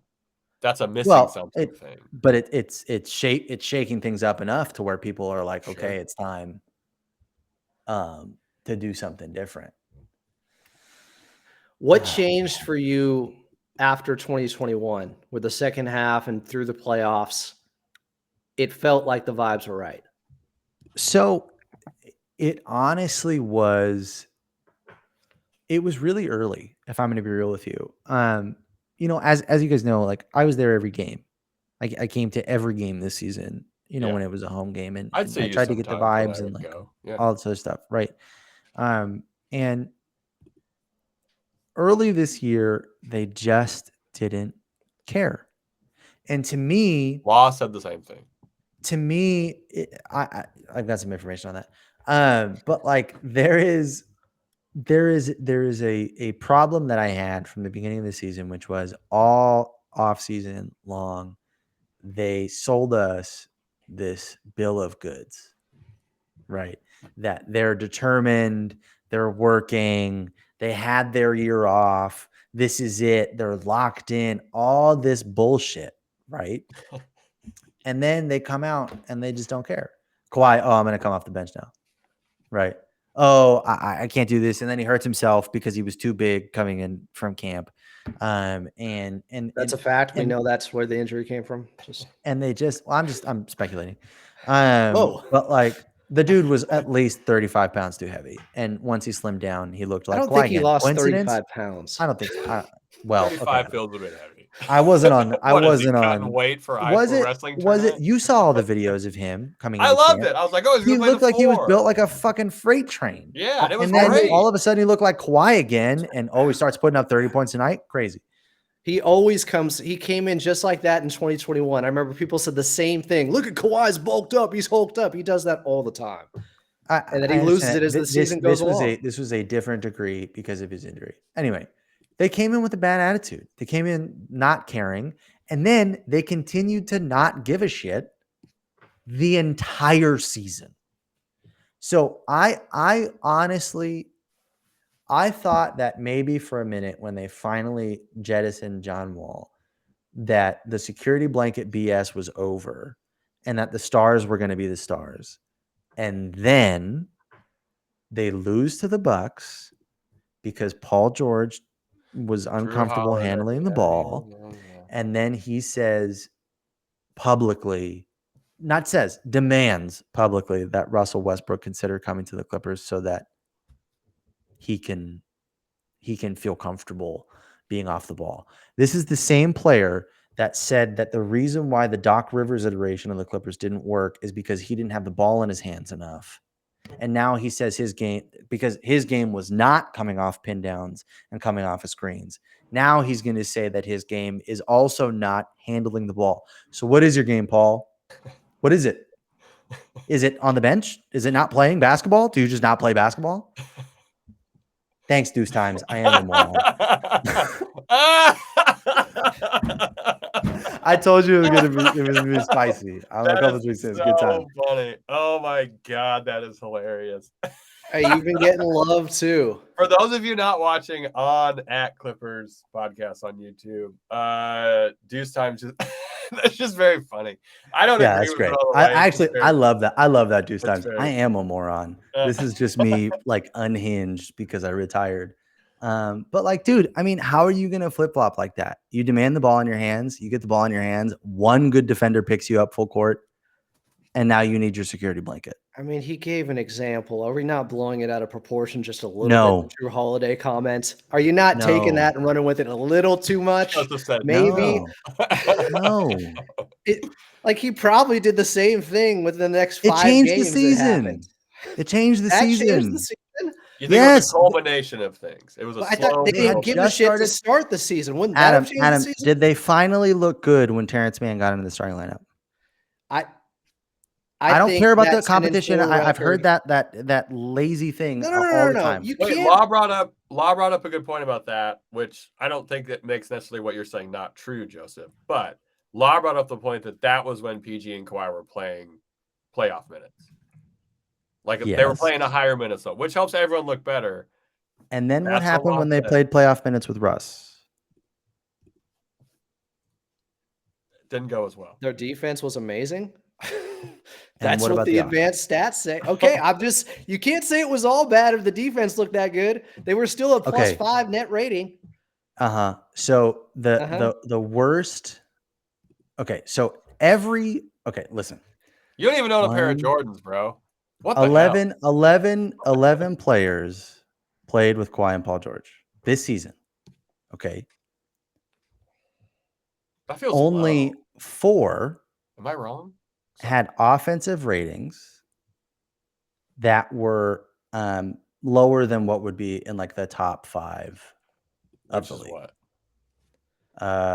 Let's see. So like 116.9 is the lowest among what I'm looking at, and that was Eric Gordon. Okay. Paul George with Marcus Morris, 213 with Marcus Morris, 118.8. 213 with Reggie Jackson, 119. 213 with Nico Batum, 119.5. 213 with Zoo, 119.6. 213 with Luke, 122.2. 213 with Terrence Mann, 126.1. Now do defense. Okay. Oh, that doesn't fit the narrative. We can do that too. No, we can do that too. He's looking it up. We can do net rating too. But here's the deal. It's a +5 net, right? 110.6 with Mason. Defensive rating? 110. No, this is offense. 110.5 with Russ. The Norm minutes were terrible too. 109.2. John Wall, 107.1. No, like trio had ever been that bad until this season. And how many minutes? Come on, dude. How do you feel about those? How do you feel about those Luke minutes? How did you feel about those Luke minutes? Kennard? Mm-hmm. When? This season. How did you feel about the 2-1-3 Luke minutes this season? They were sporadic. Rashawn Holmes is going to Dallas. Sorry. Oh shit, no way. I want the Clippers to make a move. I'm sorry. I felt like Luke was put in some really bad positions this season. Hey, Adam. How many minutes? How many minutes do you think Russ, Paul George, and Kawhi played? I said 100 earlier, so. Okay, 230. Okay. Okay, let's sort by minute. I don't think either of y'all is gonna win the other. A game's 48, so what it was 10 saying, games. Of right? those 11, 1, 2, 3. The Lakers are gonna trade their 17th 5, pick. 6. Right in the middle. About as many minutes as they played with Nico Batum. So it's a significant enough sample size for you. Mm-hmm. So then the defense is also significant with Russ in those two. What was the defensive rating? It was like 105. It was really good. That's tight. Mm-hmm. So there's two sides of this story. Which one do we believe? The offense, because I know who Russ is as an offensive Only player. the offensive part. I agree with you. I said from the beginning, we still don't really know if that could ever work. But I do think they forced it. Adam. There are good things with Russell Westbrook, especially in the regular season. And if he comes back for $3.8 million, it is tough to find better value than that. The problem is, Adam, if he's coming back, it's because Paul needs him. Right? I don't agree with the psychoanalysis on Paul George. I'm sorry. He's gonna get big minutes in the playoffs. He is, dude. I think it's a lot of look how smart I am as a Clipper fan. I'm not saying No, you, Joseph, but I think a I'm lot of not. I'm people not like to smart. do I'm this not. and be like, how can you have that mentality? These times How made it can you very be clear this that type of Joseph is a player? moron. All I'm Look saying, at Adam, him is contradict himself. And it's like, yeah, you pick apart pretty much any player that talks for a bit and has a podcast, it's going to happen a lot. You pick apart any of us, it's going to happen a lot. No, I think I'd be good. Okay, Look, maybe Chuck. Not at all. Deuce Times, I really appreciate it. I have been a Clipper fan my whole life. And He's got a Danning Manning, bro. dude, Manning. Clipper star. Look, Boston, God, every team is making moves. Sorry. all I'm saying Clippers aren't doing anything. I'm is on record. that- I'd much rather have Westbrook coming off the bench. For On sure. record, bro. And I don't just think the Terrence Mann stuff was that credible. I think 3 of those games, Deuce I don't Times know. is flaming me. I was stenographer Blaming me. that day when Adam went on record saying Rush to come off the bench. I only had 3 keys, and I put them in the right combos. Chuck had to alert the media. That was a big day for all of us. Look, The Terrence all Mann of 10-4 record, overtime against New York, and they almost blew 2 games against Atlanta and Chicago. I'm not saying I don't want Terrence Mann as the starter. I do think when people just throw out, look, 10-4, everything was fine. It was not fine still. Go into the granular level with those games. It wasn't. all I'm saying is to go to the granular level, the offense had been in the toilet the entire season. The entire season, no matter who was on the floor, the offense was in the toilet. Terrence Mann gets inserted into the starting lineup. Offense takes off. More minutes That's for not PG a and Kawhi. coincidence, man. More minutes for PG and Kawhi. Oh wait, let's talk the Terrence Mann thing, because we're keeping 30. I don't know if we're gonna be able to trade Marcus Morris for whatever. Terrence Mann, there's no world in which he starts, right? Well, I don't maybe. mean that from a should he. I don't mean that from maybe. a should he. I think it depends on what they do with like their put him in there. 4 position. I think if they go to Kawhi and they say you're going to be our starting 4, right? You don't have to bulk up, whatever. We understand that we don't Put on have to actually 45 have. pounds. Put on 45 more pounds. No, I'm All just saying. I think there's a possibility that Terrence starts pretty much no matter what. You slide 2-1-3 down a position, and whoever it is that starts at the point, whether it's Russ, who's probably most likely at this point, or whatever, or Gordon that Terrence could start at the 2. Adam, how'd you feel with Terrence at the 2? Because can we even convince Kawhi to slide down to the 4? I don't know if they have. I don't mean that in a weird way, but If that's the most likely spot that Terrence starts, as long as he starts, that's a good thing. yeah. More minutes overall. Start him at the 5. Have him take the jump ball. And it shows a belief in him once again, which I'm still perplexed about the fact that they closed with him in the 21 playoffs in big moments, and this season they went away from him. That is hard to reconcile. Did he even crack 30 minutes in the playoffs? No, it was 23 a game, right, Chuck? Let me look, but I'm pretty sure it was the same amount as when Kawhi was in or out. His numbers didn't change. There are. I said last year, even with all of the BS that went on, that the Clippers did have a formula to win, like to really win. Obviously, the injuries, as they always do, kind of reared their ugly heads and took away that formula. But I also felt like the Clippers never built 23 minutes per game last year. Yeah. Wow. I knew it was don't. Damn. I don't think that they ever built habits. You asked like when I was out on Paul George, on whatever. It's really the whole team, right? They never built good habits. And it felt like the difference between 20 and 21 was Ty's ability to get everybody pulling in the same direction, right? It finally felt like everybody was together.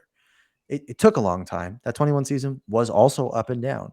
But by the end of the season, they kind of were all pulling in the same direction, and they kind of had all figured it out. Well, they had the Atlanta game where something was born out of that night, and therefore that's right. Yeah, exactly. Man, I think we've done so many episodes of this show, and I think Adam's worked that into every single one. It's so good, Adam. I love that bit. You're on the Joseph, if you didn't come on, I wouldn't have been able to do it, man. Clutch on your part. Thanks for coming on tonight. I just think I think that this season, the reason why I have such a sour taste in my mouth and the reason why I want such obviously, hot takey, huge changes to be made, Sure. is that this group specifically kind of proved to us that they didn't have it together anymore. Ty didn't have it. The stars didn't have it. The role players were fed up. Everybody's a little older. Like, to me, the reason why running it back is such a big deal, even if it comes with Russ or whatever, and let's say Russ has another great run as a Clipper and like the regular season is great, is like they're not building the right habits Right. as a team, no matter what. Having said that, and you can keep going, but I just want to know, did you think they were going to beat Phoenix after game 1 in the series? Oh, absolutely, because I'm a fan. But A fair weather fan. even if you Doesn't take have the a Manny Manning emotions, jersey. if you take the emotions out of it, did it not look like, okay, Kawhi's back, they got the best player in the series, and they can win this even without Paul George? Like, Obviously, the magic I is think there. They can Phoenix, pull it off. Obviously, to me, it was more about I think Phoenix are frauds, right? That's number one. Hey, I'm the preaching to the preeminent choir there, hater. buddy. Hey, they think they are too. They had to get Beal. Yeah, preaching to the I'm choir I'm there. like the preeminent Chris Paul hater, like whatever, right? I thought I was fueled by my hate more than I was by my hope, right? I didn't look at this Clipper team and was like, oh yeah, dude, we're winning the title. The whole year, I thought if they won the title, they were going to back their way into it. Like, it wasn't going to be, oh, the Clippers are like this dominant team. It was going to be like they kind of fell into a round where they had an advantageous matchup and then they won a title. So, Which yes, happens. watching game 1, I was like, oh my God, this Phoenix team really isn't who everybody thought they were. Right. I was right. That's how I felt. The best feeling Right. in the world when you look The at the best. sky and say, I was right. Yeah. No credit to the And Clippers looking like they flipped a switch at all, because it sure seemed it's like the Kawhi, intensity man. was there. I The know who Kawhi Kawhi switch is. exists. The Kawhi. I So know who Kawhi is. I will say the only It player. was more than Kawhi, though. I It agree, was. but the only It was player Coach that I Lou. trust to actually flip a switch is Kawhi because we've seen him do it. I mean, Norm had 40 in game 3. Sure. Russ looked Love Norm different. too. He had the amazing play, the out of bounds play on Booker, the block in game 1. Like, He was also 3 everybody for 19 and ramped tanked up. the offense the entire first half. Like, we can talk about his defense, that's fine, but like he was terrible in that first half. Terrible. I agree. He had bad halves. I don't know if he put together a complete game, but No. outside of Kawhi, I can't say really any Clipper did in that No. series. Well, Norm, the one Maybe game, game the 3 40 Norm. point, Didn't the 40 Plumlee 40 show point some game. Showtime handles or something? I'd give him a complete game. Norm tried to win us game 5. Okay, not Norm. Plumlee, Plum Dog Yeah, Millionaire. Oh, Tried to win us game 5. Okay, Bro, Plum Big was like, Plum. "You might be going home. We I'm love not Big going Plum, home." dude. Yeah. big switch flipped. Yeah, Big Plum finally woke up game 5. Yeah. we got to unleash Big Plum. Go on though about your thoughts about Only a couple more this, picks. this Still the season. Clippers. We get to see this game-changing 30th pick. We're gonna win, bro. Let's I go. hope We're going to Russo talk gets about his- that pick for 5 minutes, and then we're going to end the stream, by the way. Is what Yeah, we're gonna do. I should have gotten off 15 to 30 minutes ago. It was my bad. I'm sorry, everybody. I No, was man. instigating too much. No, we love it. No, I just think I think this group has proven that it's stale, and that's why I want something big. Right? Is they have basically shown that they are willing to be complacent, and I think that's kind of top down. Marketing-wise, yeah, they reuse the damn playoff stuff. That's well, yeah. The playoff shirts were from last year's slogan, which I thought was very funny. All hands, bro. All hands. Wait, is it all hands or no quarters given? All or nothing? What are we doing here? Yeah, I know, folks. It was all convoluted. I just think top down right now. if they just run it back, which again, no guarantee. This could all look really stupid, like whatever. Maybe they listen to this and they're motivated. If they run it back, they're just complacent because they're worried about opening the arena instead of worried about winning. I think games. Ballmer's worried about that. But that permeates, right? And I think this feels really simplistic, but like if you're gonna look at the slogans and everything they did in that first year of 2-1-3, that not working, I think really did them a disservice. Sure. And has made them kind of gun shy about looking stupid again. Because if they had won in 2019, 2020, which I am convinced they would have had COVID not happened, they would have looked like the coolest, greatest marketing team. All of it would have looked awesome. But because they lost and the way that they lost, there's this stain about taking risks now in the organization. And I think that has stuck. And that's kind of been like my biggest gripe. Bugaboo. Yeah. I mean, No it sounds irrational like moves. you think they're taking a risk if they keep this group together. So that's fair. You got me there. Yeah, Adam wins. Adam wins this round. Yeah. That's so funny. Yeah, the biggest risk of all is almost keeping this group together. I honestly, this season was frustrating on many levels. So I get where Joseph is coming from. I'm also still looking at it. You say things have gotten stale. I'm still looking at it as I see that to a point, but maybe we're making too much of one season, and it could have easily been covered up had they gotten past the first round and played a competitive series against the Denver Nuggets. And then we're saying, okay, this team, they're still not far away. I don't think that that's true. And the reason why I don't think that's true is winning first round series can't be good enough. Right. And I think that my core principle as a fan, don't put me in that position. This ain't straw man. What I'm saying is what you're talking about, right, is the fact that if they had beat Phoenix, right, which everybody predicted they wouldn't win, let's say they do that, and then they play 7 games against Denver, which nobody probably would have predicted anyway. A couple people on ESPN probably would have picked the Clippers to win if Paul George was healthy, whatever. We can talk about all that. But to me, you have to have a championship mindset from day one through the end of the season. What is that? When you put together a team like this, and when you take the risk that they did to get Paul George and Kawhi, that they did, anything short of a championship is a failure. And you have to move that way. And what does a championship mindset mean, Joseph, when you say that? When you look at everything that happened, about CrossFit and streetwear. That's what PG needs to talk about. That's right. He only talks about the grind.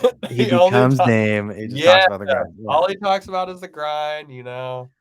What I mean by that, Adam, is this team had every ability to come into the last season with a chip on their shoulder, right? They lost a season of Kawhi. PG got hurt. They didn't really get, a run in last year's playoffs, all that stuff. And they came out and they just didn't care. And it looked like that too, night one. It looked like that against the Lakers. Yes. I don't think it looked like that against the Lakers the first game. Kawhi came out and immediately went to his spot and hit a jumper. We can talk about game one, whatever. They always get up for the Lakers no matter what. Even in this season where they didn't play well, they got up every game for the Lakers, right? They get up for the Lakers. They do get up for the Lakers for sure. Would you categorize the first week of the season as a team that was look, Ty Lue literally came out and told us they weren't ready for the beginning of the season. He came out and said in a post-game press conference, we asked him, what is your biggest concern? He said, we're not ready. You think that's a championship mindset? That's consistency. I think what he was talking about more so is I don't remember if that was when Kawhi went out. I mean, it kind of derails that championship mindset when you lose the guy that you thought was coming back and everything was going to be all good. And then a weekend they lose Kawhi. It just seems like it's natural that, you might lose some of that championship mindset or that focus. Look, and there's nothing they could do about that. What could they do about that Kawhi injury? Well, there's a lot they could have done about that Kawhi injury. Get him on the staff. What are we waiting for? Not even making him better. I think that they handled it. They handled it poorly. Okay, regardless if he's not playing, it's a problem. All I'm saying is that the Clippers did not attack this season the way that they should have. and looking at a group that didn't do that and saying, yeah, that's good enough, is what I'm trying to avoid. And that's what I'm talking about in terms of like championship mindset and all that other stuff. Well, I am nowhere near saying that's good enough or saying that a first round win over the Phoenix Suns would have made it okay. I just think that when we are now this far into this build, right? Is it a build at this point? Because it feels built. Well, it is. We built it. It's built. Right. It is a structure now. Like we're this far into it. We're doing some refabs. Yeah. Like you can't look back and say that this is okay. Like what happened last year in any other like any other system is not okay. You're saying if they bring back Kawhi and Paul George, they're complicit and in Russ saying and the that's same team. okay. I don't think it's just those two, because I don't think it's like bringing back Kawhi and Paul George. That's not necessarily something you could make the argument that that's okay as long as you shuffle everything around them. Yeah, because I think we all agree here they need some different power forwards. Other than the combination right now of Morris, which they've already tried to trade. Right. But so who are you accusing of saying that's okay then? Everybody. Who's saying it's everybody. That's okay? Everybody. The proverbial it's everybody. But there is an off-season happening. It's Lawrence Frank. It's the front office. Could be made. It's the coach. I understand that, but here's the deal. How are they saying it's okay? Adam, do you think that any other franchise would make 0 drastic changes after a season like last year? You're acting like it's October, Joseph. It's not. The offseason just started. Adam, would they keep their coach? Would they keep their front office? Would they keep their stars? Would they keep their supporting cast? Do you think that that's what would happen in any other situation after the season that the Clippers just had?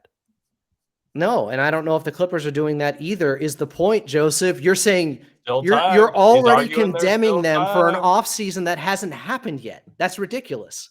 You're saying they're saying it's okay by the moves that they made this offseason when the offseason hasn't started.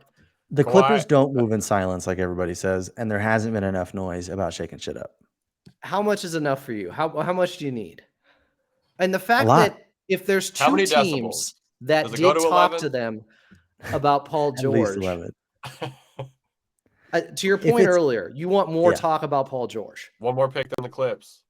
If there's 2 teams that have already talked about him, then other teams know he's available and would be calling. Like they don't have to raise the flag that's saying we're okay with trading Paul George. Like we're not going to know how much is scuttlebutt, as you would say, Chuck, is going on. That's what everyone should use, by the way. Adam, you're right, and I have absolutely made a nemesis out of Deuce Times. I mean, this guy is just giving me the business in these comments. He hates you, bro. You are so right. Deuce, and chill. I told Chuck when I texted him that I was just going to come on here and rant. Okay. So you have, to be fair. Adam, I just think you're a smart guy and you already offered solutions. So I'm just playing the other side of it. Let me do my bit. It's my turn. Okay. I'm doing my skip right now. Let me do my bit. My turn. It's my turn. That is one of the greatest things ever. It's you said it was my turn. God, he sucks. God, he sucks. God, he sucks. But he's fantastic at it. Like, let me do my skip. I know he's good at his shitty characters. Adam, you and I have rational conversations all the time. There's about to be 4 more minutes in the Clippers pick, by the way. Oh, man. We got another 3 hours of this. Oh, shit. Did it go Skip down? wouldn't last 3 hours without another case of Diet Mountain Dew. God, sorry. Getting intel, guys. Hold on. Oh. Joseph, you getting some intel? What'd they say? I got sources, bro. Am I being drafted? Yeah, that's right. Wow. Classic Clippers pick. So we're at Utah, then Indiana, then the Clippers. I'm going to Denver? Let's go. All right. Clippers are on the clock. Man. We're about to change the damn franchise, y'all. This is it. You're going to have to tell me who it is because I don't have it on. Joseph, you don't have the draft on. If they are in win now mode, regardless if they move Paul George, they should probably just trade the pick, right? Yeah. We don't need this guy. I don't mean that as a disrespect, but he's just not going to play for a team that's trying to win a championship. Yeah. There are too many players ahead of them, right? Like there was a lot of a kind of pushback on like including Amir, and it's like Amir didn't play, and when he did play, he wasn't great. Dude, Right? He's right. like he's a 26-year-old guy. Like it's not. Have you like, ever heard losing of some foundational piece. January 2021? You freaking idiot. I was in love with him, and I clamored for him to play all Right, this but he season. didn't. Right. I was surprised Tomer was that upset too. Made no sense. We love Tomer, but it made I got no mad sense. at Tomer. I got mad at Tomer in the chat. He loves the coffee puns the most. I know. I just think at this point, if you're going to kind of keep it the way it is, you got to do what you can to sort of reshuffle what's around 2-1-3. And your best kind of asset is 30. And I don't think that if you're contemplating not giving 2-1-3 a full extension, right, which Zach Lowe talked Which it has to be, right? Someone's going to give them a full extension. Well, the Clippers aren't going to get some kind of deal on it. You can't you can't keep kicking the can down. Like you can't keep trading away all your future picks on a group that hasn't proven to have the right kind of identity. So I'd trade 30. I wouldn't really trade anything in the future unless it's something crazy. But I just don't see that happening either. We all like Brogdon, but I don't like his tendon or lack of tendon, whatever the hell. His elbow apparently is made out of paper mache. My sources are telling me. He can't even get Tommy John surgery. He doesn't have the ligament. The first thing I thought of, sorry, go ahead. I was wondering if he had the same thing that Paul George had, his injury. He had like Tommy John for a basketball player apparently doesn't matter. Right. No, which to me, like if that was the this guy Deuce Times, I need to know who this is. I need to meet this guy because he has given me the business. He's giving me the business, dude. But that's a pretty good line, actually. I don't want to give him any credit. Bar. That's fucking bars. Yeah, Deuce Times. For those of you not watching, Deuce Times said he wouldn't believe Joseph if his tongue was notarized. I know that's a good one, dude. He's flaming me in these comments. That's also how you know, and I mean this respectfully, that he's old as hell. That's an old as hell person saying, and I mean this in a nice way. That's right. I can't wait to have those sayings. He did like Danning Mannings. Danning Mannings was his favorite player. So that's like saying I once had an old guy tell me when I was working on the ranch that he had a hernia's worth of paperwork to do. That's fantastic. That's an old as hell term, which I love. Come on, Clips, make the pick. Wait, Leonard Miller? Is it in? I don't know. I saw one tweet that said Leonard Miller, but it's from an account that I don't necessarily trust. Who's Leonard Miller? Please tell me. Bro, I don't fucking know. Okay, cool. Are you an anti-college basketball fan as well, Joseph? I really was like a huge college basketball fan for a long time. And then the game started to get worse. Law tweeted out a Reggie Miller gif. Miller. Am I going crazy here? 6'10". Oh God, he's 6'10". Oh no. 6'10", 19. He's from Canada. G League Ignite. SGA Canadian. Let's go. They've had a lot of luck with Canadians, guys. Xavier Moon. Good versatility on the defensive end. Has to add some weight, obviously. Classic Clippers draft pick. Needs to add some weight. Oh, he's not an undersized 5, but in my heart. I said he's not an undersized 5, but in my heart. No, he's just a 4. He's just a normal 4. He's a 6, yo. He's a 6, dude. Oh, hell yeah, dude. He's a Terrence. He's a Terrence. He'll do whatever we want and, get disrespected kind of maybe a little bit along the way. Come on, Clips, make it official. Someone's saying Gregory Jackson. What's going on? What's going on? Who is it? Oh, man. What's in the box? A lot of people want Leonard Miller. Oh man, we should timestamp the moment that we all find out the draft. How is it that it's 8-11 and the Clippers are just finally picking? It's the 30th pick. It's way too long, bro. It's way too long. NBA's 3 hours. 3 hours. What else is going on? It's just NBA and baseball. They're gonna own the moment. Baseball's going on. College baseball's going on, dude. I've been watching the shit out of the College World Series. Yeah, dude. Dodgers 2 in a row. Someone just said, when are they going to announce the Scoot for PG trade? Are they about to trade down? What if the Clippers trade down? If the Clippers That'd trade be out cool. of the first round, you're going to get a really cool first-person view of me smashing the shit out of my computer. If they trade back to the last pick, are we staying on until they This take is that the pick? last. Yeah, we're going to stay on till pick 60. That's what we're going to stay on until. I'm going to do a It is the hunger 9th strike. hour of the Clips Yeah. and Dip draft extravaganza. Yeah, we haven't eaten anything. Joseph's still here. We've all lost our jobs. He just has the Things are handle in his going hand. good. At some point, will be able to show up, I think. If we Theoretically. hang on long enough. Yeah. If we stay on long enough. Hey, Carl, how long is this Taco John's BS? Come on. So yeah, I don't know. It's gonna be there. Apparently, there was a bunch of scouts at Pepperdine games for the Clippers. You know what this has turned into, Chuck? What? One of those moments, to circle back to the very beginning of this podcast, Oh, he's bringing it where all you around. wish you could get the something was news on born. Twitter early. This is Oh, actually. I would love that. Chuck wants the spoiler finally. When you pick 30, I think you should be given the pick before everyone else picks. The 30th Amoni pick should Bates? actually pick first. Did we get Amani Bates? Imoni. That would kind of suck. Norman He's the Bates, guy's a perfect- killer. Perfect Clippers pick, Amani Bates. Money Bates, the dude who was like supposed to be good and then like had one good game, and they were Kobe- like, could he be the best? Kobe Brown, according to Jake Fisher. Kobe Brown. Sham Bringing said it it right too. down, Brown. Kobe Brown. Kobe Brown? We Let's got a Kobe? go. 6'8" from Mizzou. 23. I knew it. I talked about this earlier in the stream that the Clippers would take an older guy. I nailed that part. Props Kobe to Chuck. Brown, welcome to the team with your old ass. We can talk about what are we talking about? How many Big doors consolidation are- trade coming? Yeah, yeah. How many doors our AAA cards can open us? What's up, Kobe Brown? I hope you put Kobe on the back of your jersey. Actually, no, that would be crazy. He's still young enough to be named after the late great Kobe Bryant. I'd take that.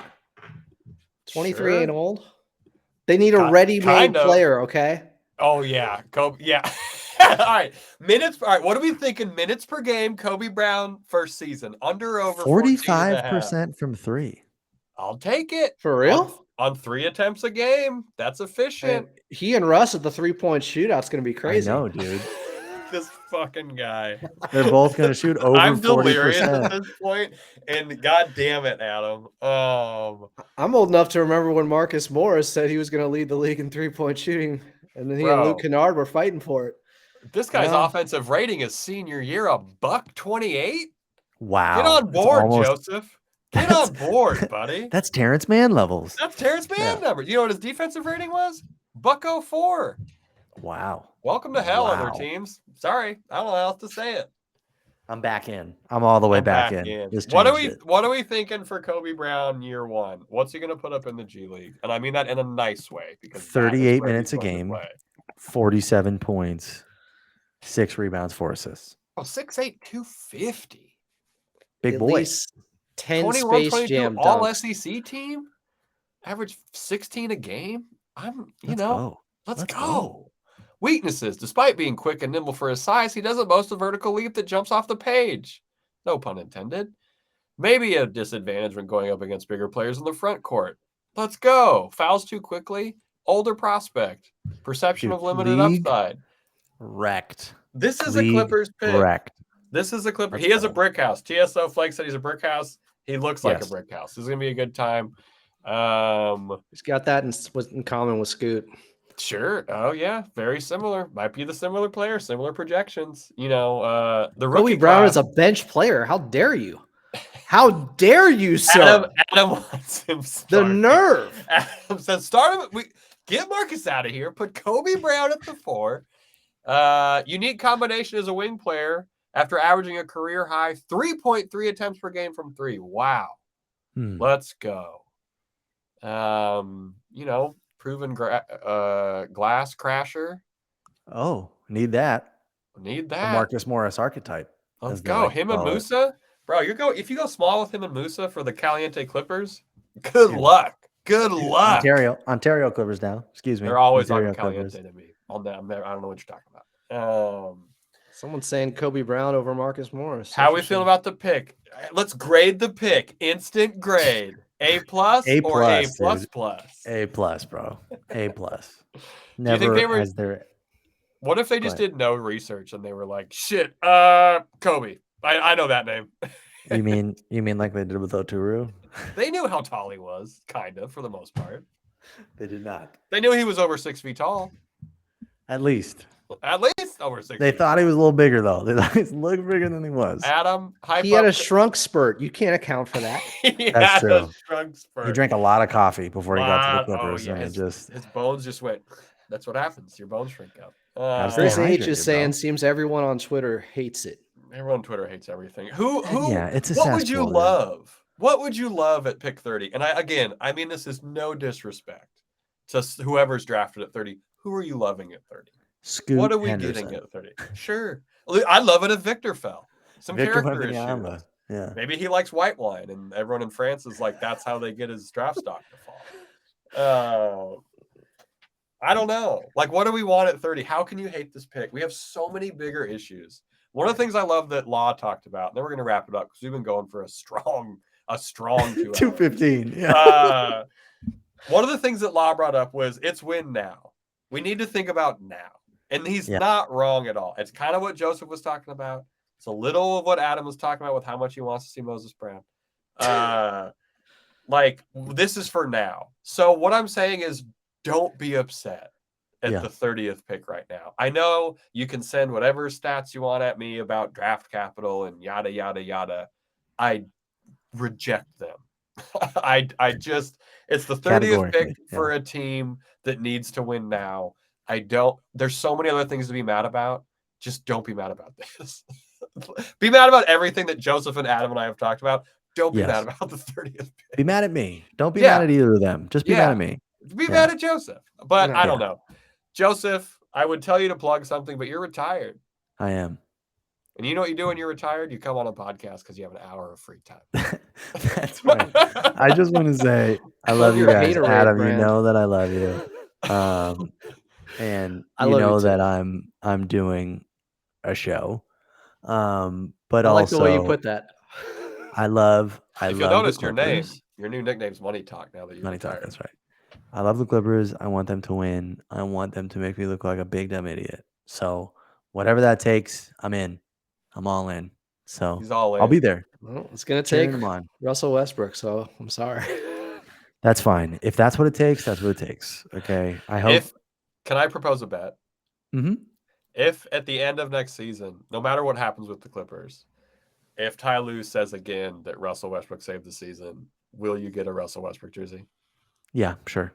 That's so awesome. Great. Because we used to have a bet that Will was going to eat a crow if John Wall shot over 40% from three. Yeah.